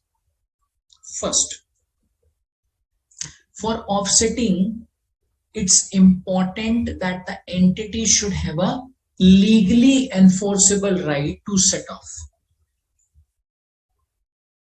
Entity should have legally enforceable right to set off.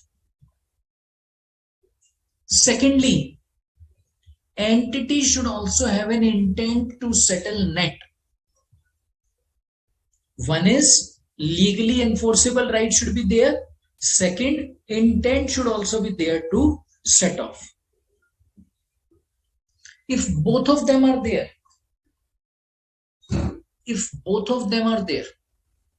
then definitely the entity can offset.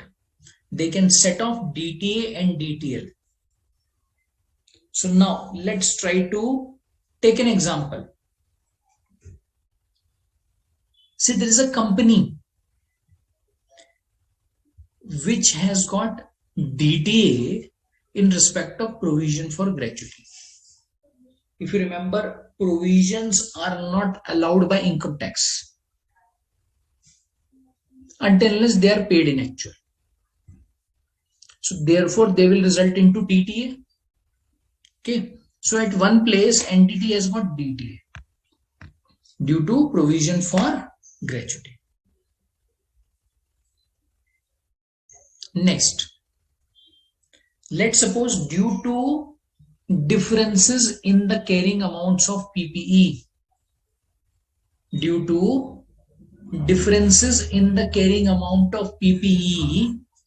entity has got DTL as well.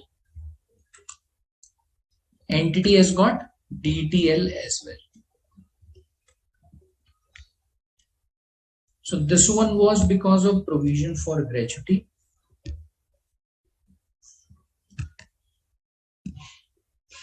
And this one arose because of WDV differences.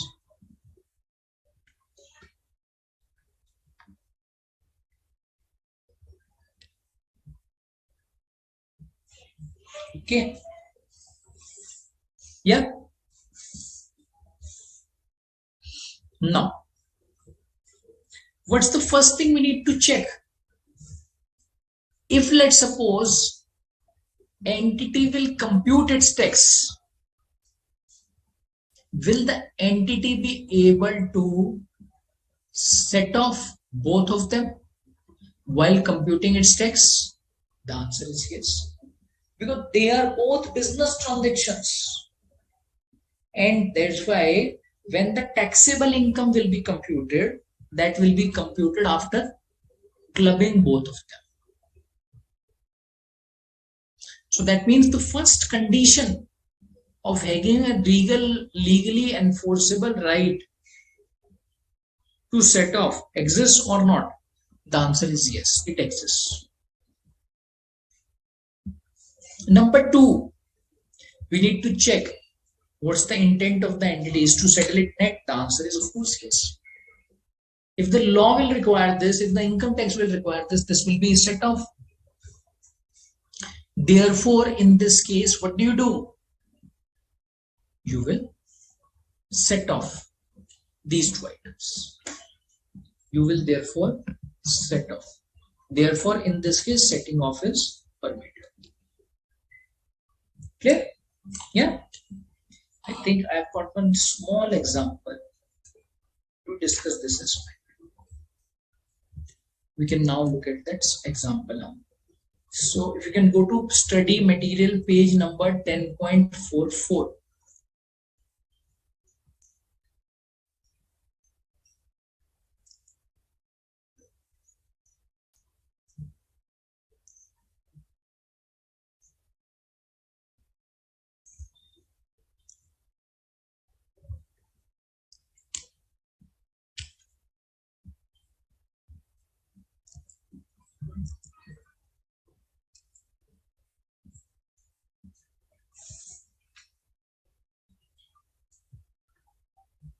Okay, start reading this example. I'll also come to the solution. Start reading this example. On 1st April 2000, X1 S Limited leased the machine over a period of 5 years. So what's the lease period? 5 years. Present value of lease liability is rupees 120 crore. Means entity has taken this machine on lease. S Limited has taken this machine on lease. Entity recognized the lease liability and corresponding ROU asset. This is something which comes from Ind AS 116. So I'm hoping that Ind AS 116 you would have covered. I'm hoping Ind AS 116 you would have covered. Yeah, you may also confirm, please. So as per Ind AS 116, an asset in the nature of right of use is created corresponding to lease liability. Okay. This ROU asset is depreciated under a straight line method over the period of life of the machine. Sorry, over the period of lease. Over the period of lease, because it's a lease consideration. Yeah.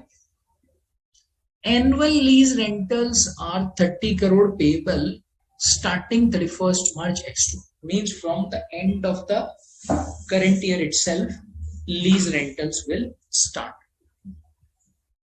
The tax law permits tax deduction on the basis of payment of rent. So therefore, if you accrue rent, it will be not allowed. If you pay rent, it will be allowed by income tax. Tax rate is 30%. You are required to explain. In fact, what do you explain? You are required to compute the deferred tax for the above fact pattern that we have discussed. So what I'm doing is, I'm just waiting for 2 minutes. Can you start solving this on your own? I'll just wait for 2 minutes. You need to now solve this. Okay, quickly, you can just start solving this on your own.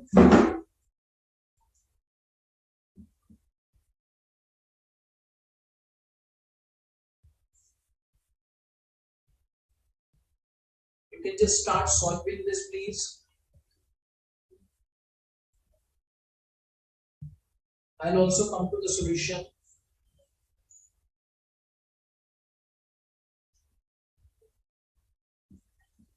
And once you're done, start sharing your answers. Once you are done, start sharing your answers. So I'm hoping all of you have started solving this now. Once you're done, start sharing your answers.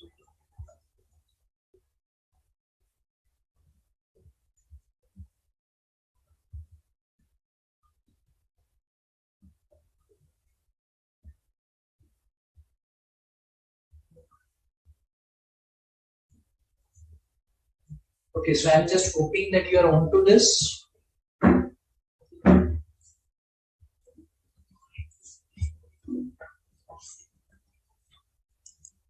I'm hoping you are solving this. Yeah. I'll also get on to the computation.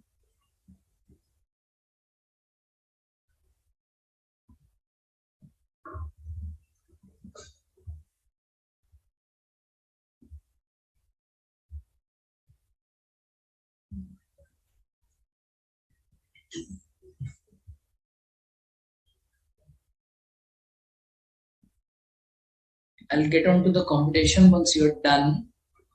You can start sharing your answers. You can start sharing your answers. I would say a simple one for you to do.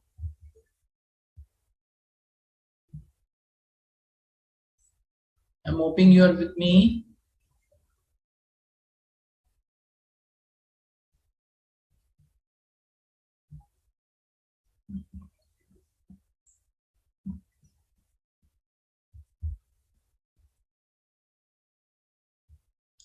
Let me just see.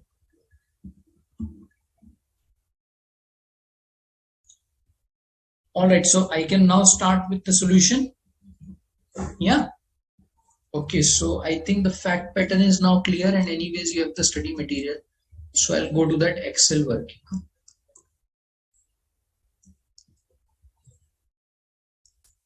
Over Excel we can do this computation. Okay, so now in this case, let's try to understand the carrying amounts, because we have got two items. One is ROU asset. If you look at the ROU asset, question says its present value, its current value is 120, and ROU asset will be amortized over 5 years. Okay, so that means 120 divided by 5. This is going to be the amortization amount, or you can say depreciation. So its carrying amount will be 120 less 24. So we have got the carrying amount of ROU asset. Yeah.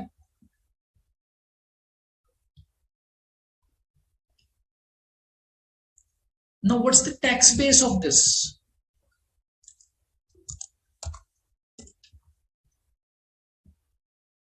This is the book base. What's the tax base? What's the tax base? 0. What's the tax base? It's 0. Why is it 0? Because income tax will consider it only when it is paid. Income tax doesn't follow this accounting which Ind AS 116 requires us to do. So that's why if we have ROU asset, income tax will not consider that. Okay. Next, Lease liability. Lease liability is again for 120 crore. Correct? This is for 120 crore. Now on this 120 crore, 8% tax will apply. Now when we go to the year end, please remember this is all about year end.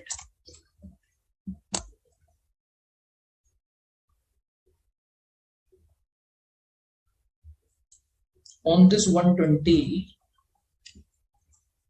8% tax liability will apply.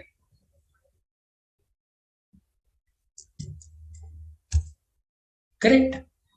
And from this, one installment will be paid, which is equivalent to 30 crore minus 30.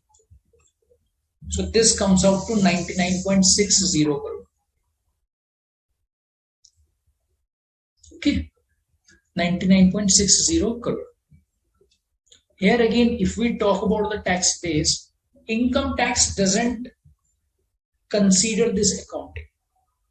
When we record a lease liability at present value, income tax doesn't know this. It says for me it is 0. Okay.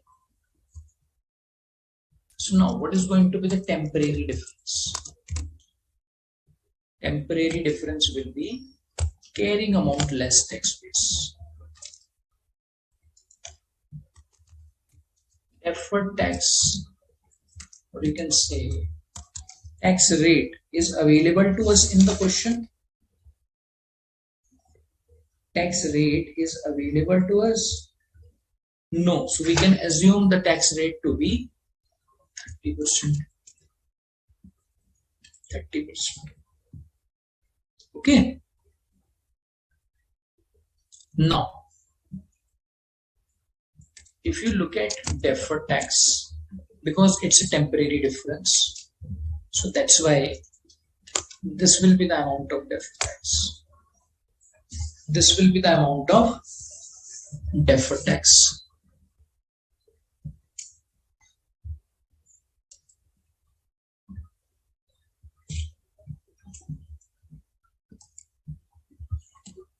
Yeah. Now in this situation, we have got two deferred tax. We now need to find out as to which one is deferred tax asset and which one is deferred tax liability. Yeah. Which one is deferred tax asset and which one is deferred tax liability.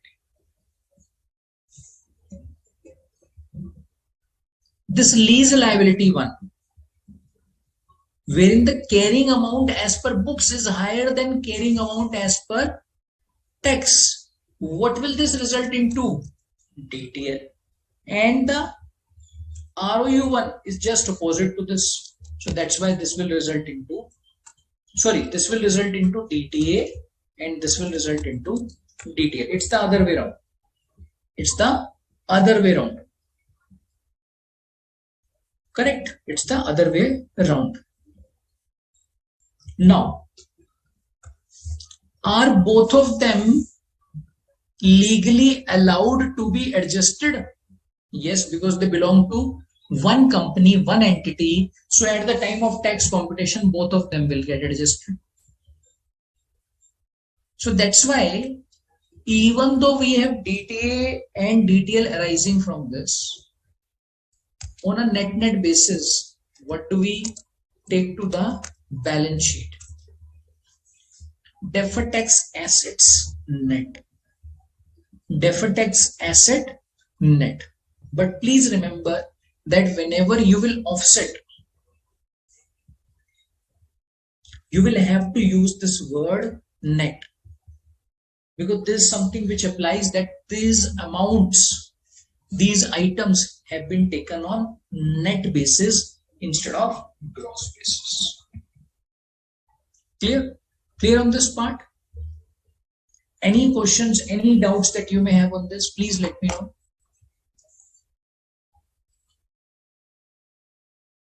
Any questions, any doubts that you may have on this, please let me know. So now before I move further, let's discuss your queries if any. Then we can move on to the next part of this standard. And please remember, we are not yet done with income taxes. So we are not yet done with Ind AS 12. That's still on.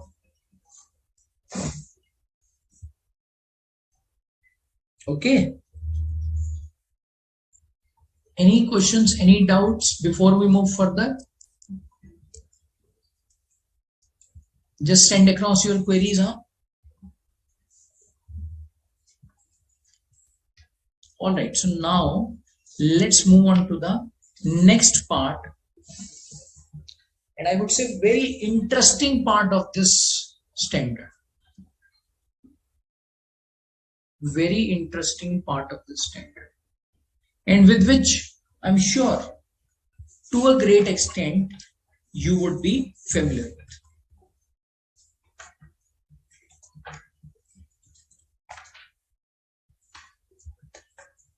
To a great extent, I'm sure you will be familiar with that.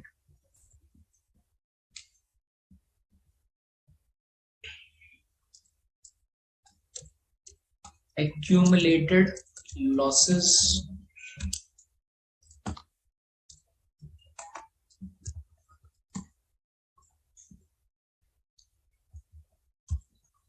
accumulated depreciation,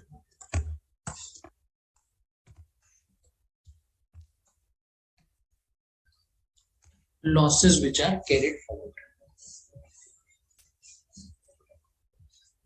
Now let's try to understand about the past year's losses.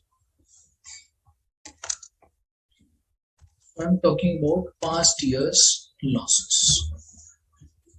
Yeah, past year's losses.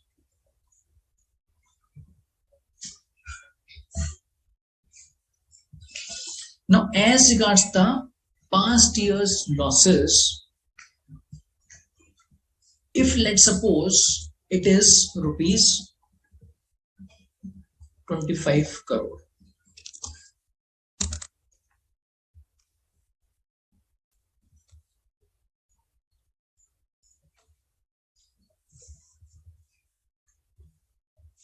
Past year's losses are the one which are there as per income tax. Yes or no? So therefore, what is the tax base? 25 crore.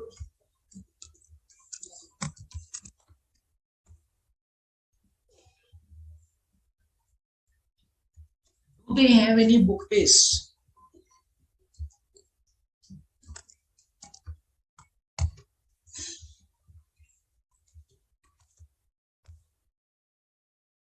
Zero. Do they have any book base? Zero.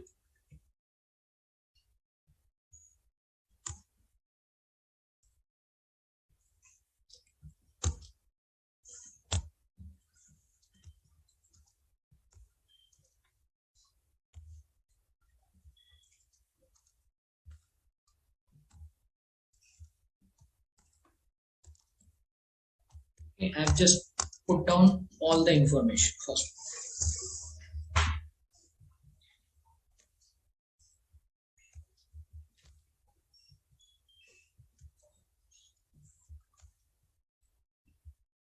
Okay, so now,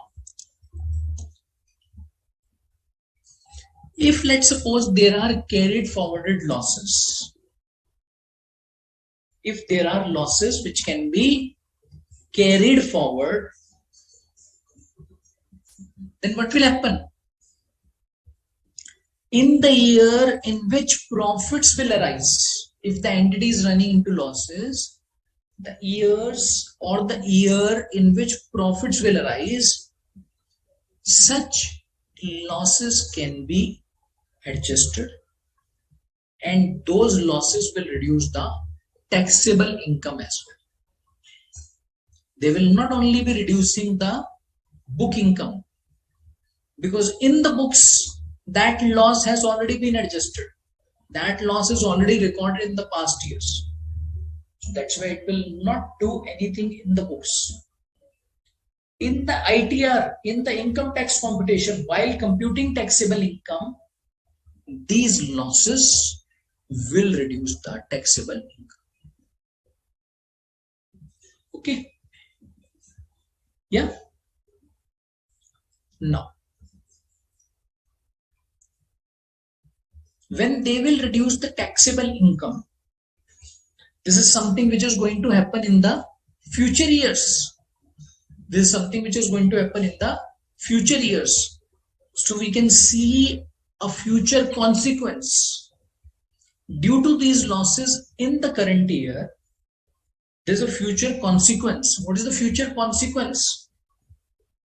Tax amount will be reduced. Tax outflow will be reduced. You may say, sir, it's a tax planning, which is fine if it's a tax planning. But please remember, this tax planning is based on the actual numbers. This is based on the business transactions which are resulting into losses in the current years and which have also resulted into losses in the past years, because of which we have accumulated losses. Correct? No. Because we understand that these losses will be resulting into future tax outflow. Sorry, this will be reducing the future tax outflow. That's why it's a kind of benefit to me. So that's why if we have this difference on which we compute deferred tax, such deferred tax will become DTA. Such deferred tax will become DTA. Correct? Yeah. Very easily understood that this will become DTA. Now, let's try to understand the thought process. Let's try to understand the thought process around this.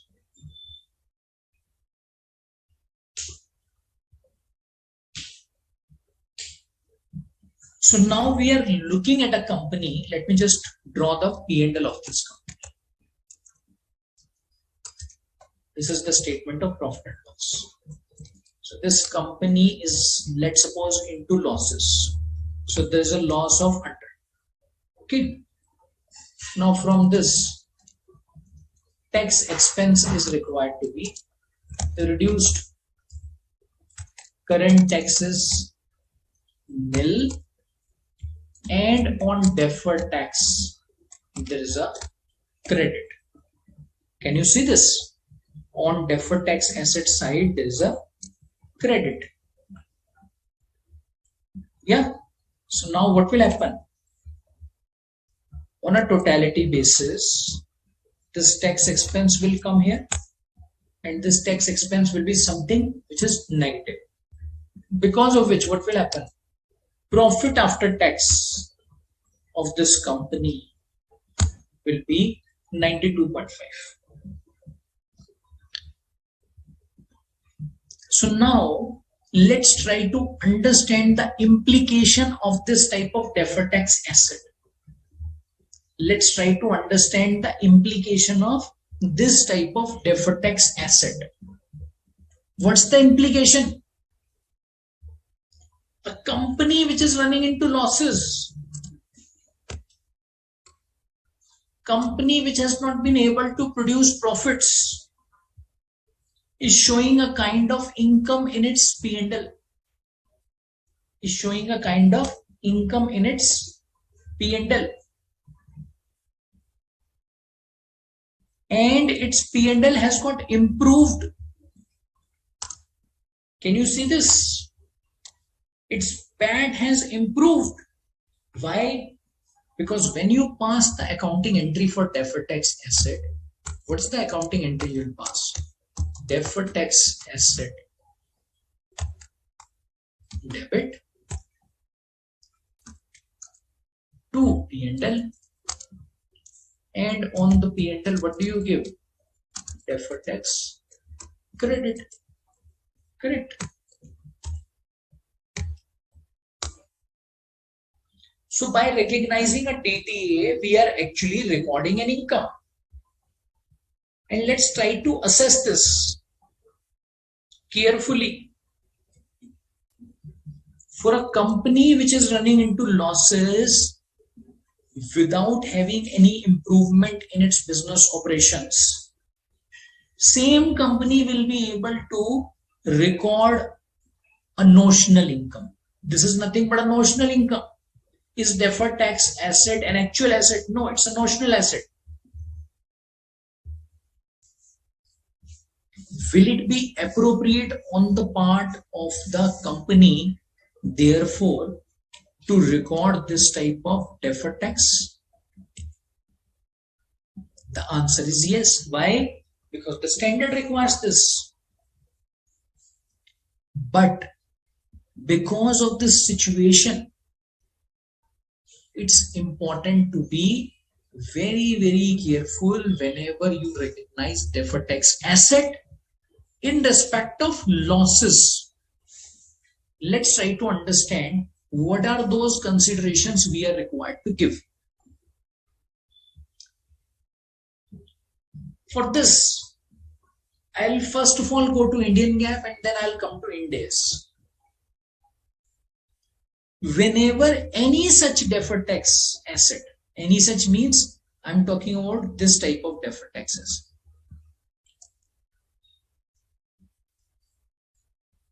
which arises on accumulated losses. Indian GAAP is very stringent. Indian GAAP is very stringent on such type of deferred tax recognition. On any such type of deferred tax asset recognition, income tax is very stringent. Indian GAAP is very stringent. Indian GAAP says if there is virtual certainty supporting with convincing evidence that in the future profits will arise, and against those profits this deferred tax asset will be realized. Realized means, you remember, all of these deferred tax, they have to reverse. So if this deferred tax asset has to reverse, we need some profits in the future against which this will get reversed.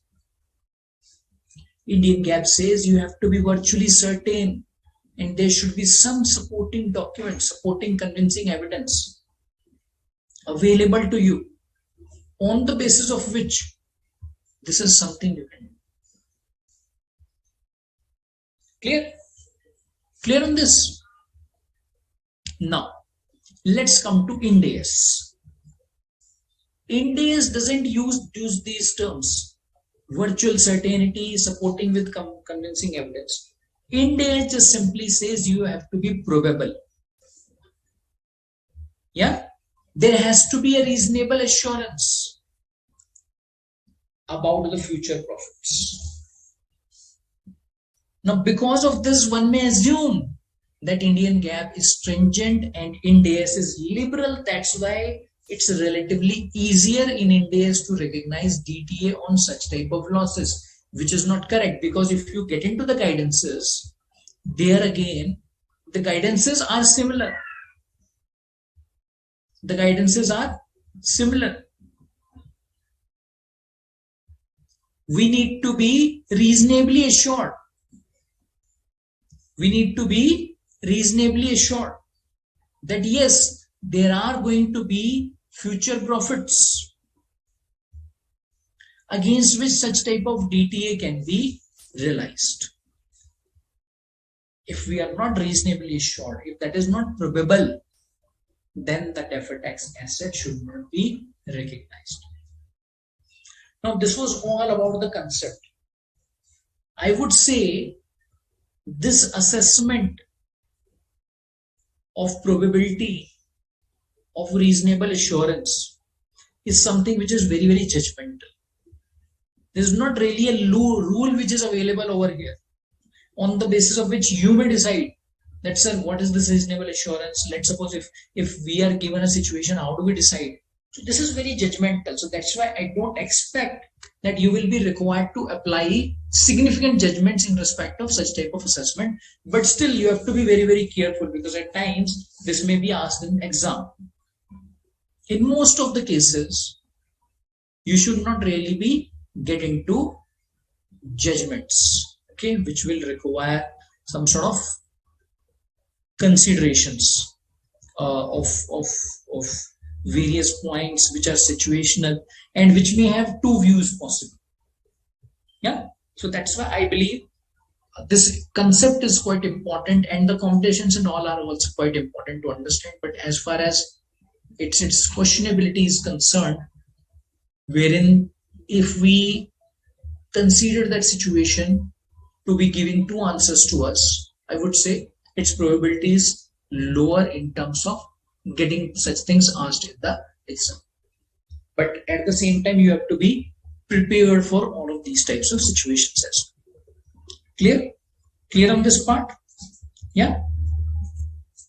Now this aspect is very, very important, and very, very important particularly due to the fact that you are going to face all of these type of practical situations. Yeah. All right. So now, before I move further, because I think some of the concepts related to Ind AS are still left, and I'm sure small part of this standard will have to move on to the next session also. But before we conclude our discussion for today, there's another important concept which we can look at before really winding up the things, and that is about tax holiday period. That is about tax holiday period. And for this, what I'm doing is I've taken you back to an example which we discussed in the last session.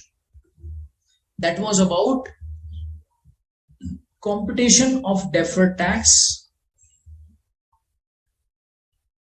in respect of differences in WDVs of PP. Remember this? Remember this? Yeah? Okay.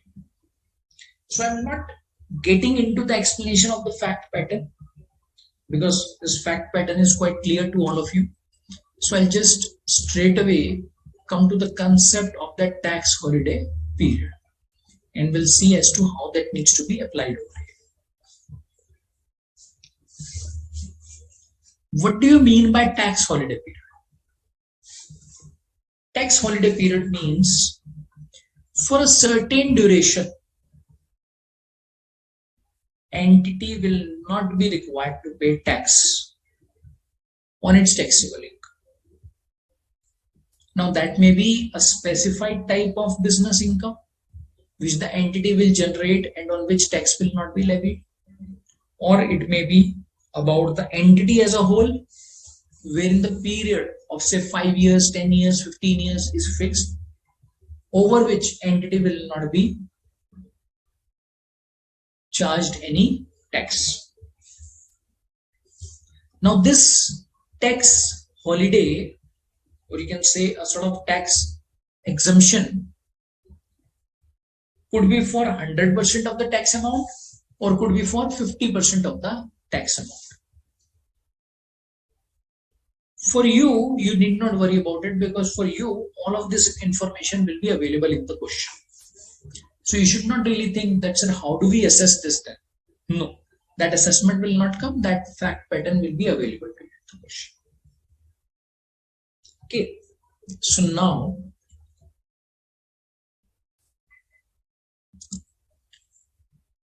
let's assume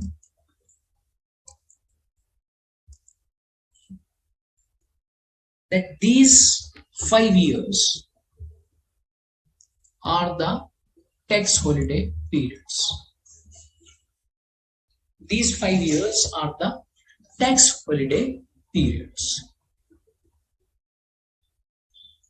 And there is 100% tax holiday. Means no tax is going to arise on this. But let me just say, instead of this, these 5 years. I'm changing the set of 5 years.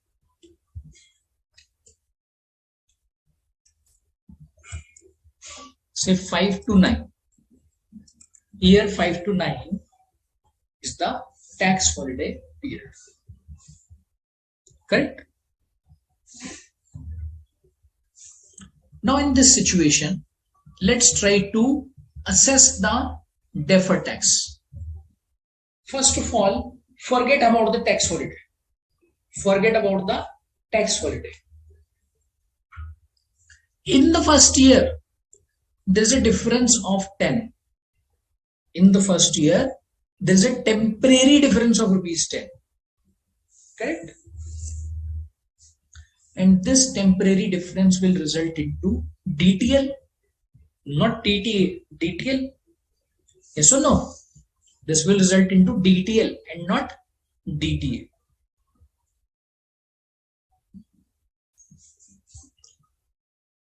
Second year, once again, the same thing will continue. Third year, same thing will continue. Fourth year, same thing will continue. Okay. Now, we understand that this trend starts getting reversed from sixth year.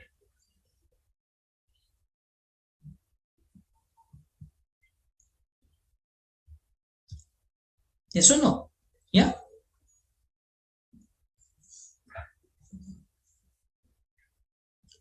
So up to fifth year, in this case, what did we find? That the DTL is getting built up. We kept recognizing DTL. If you remember our yesterday's discussion. Can you see this? Yeah? Correct? Okay. Now, let us analyze this recognition of DTL in the first year once again. In the first year, we said that the WDV as per tax is lower than as per goods.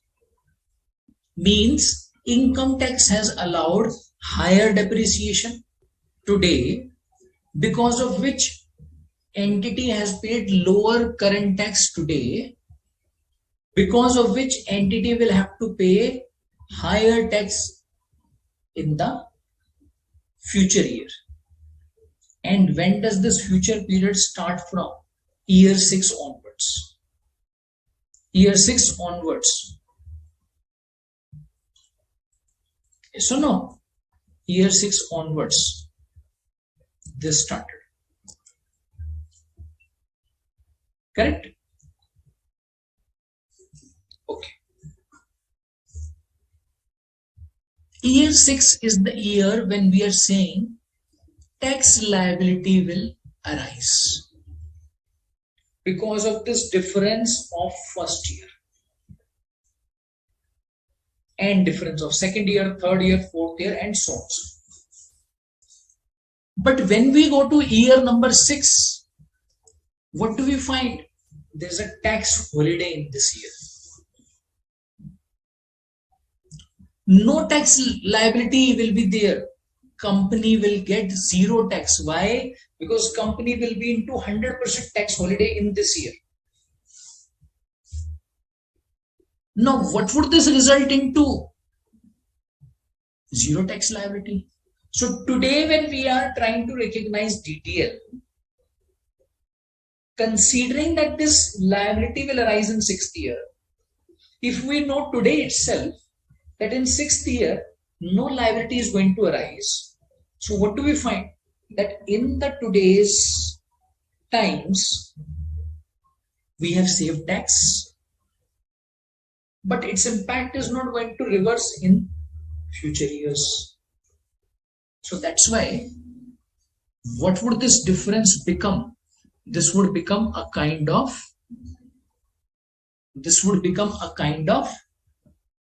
permanent difference. Yeah.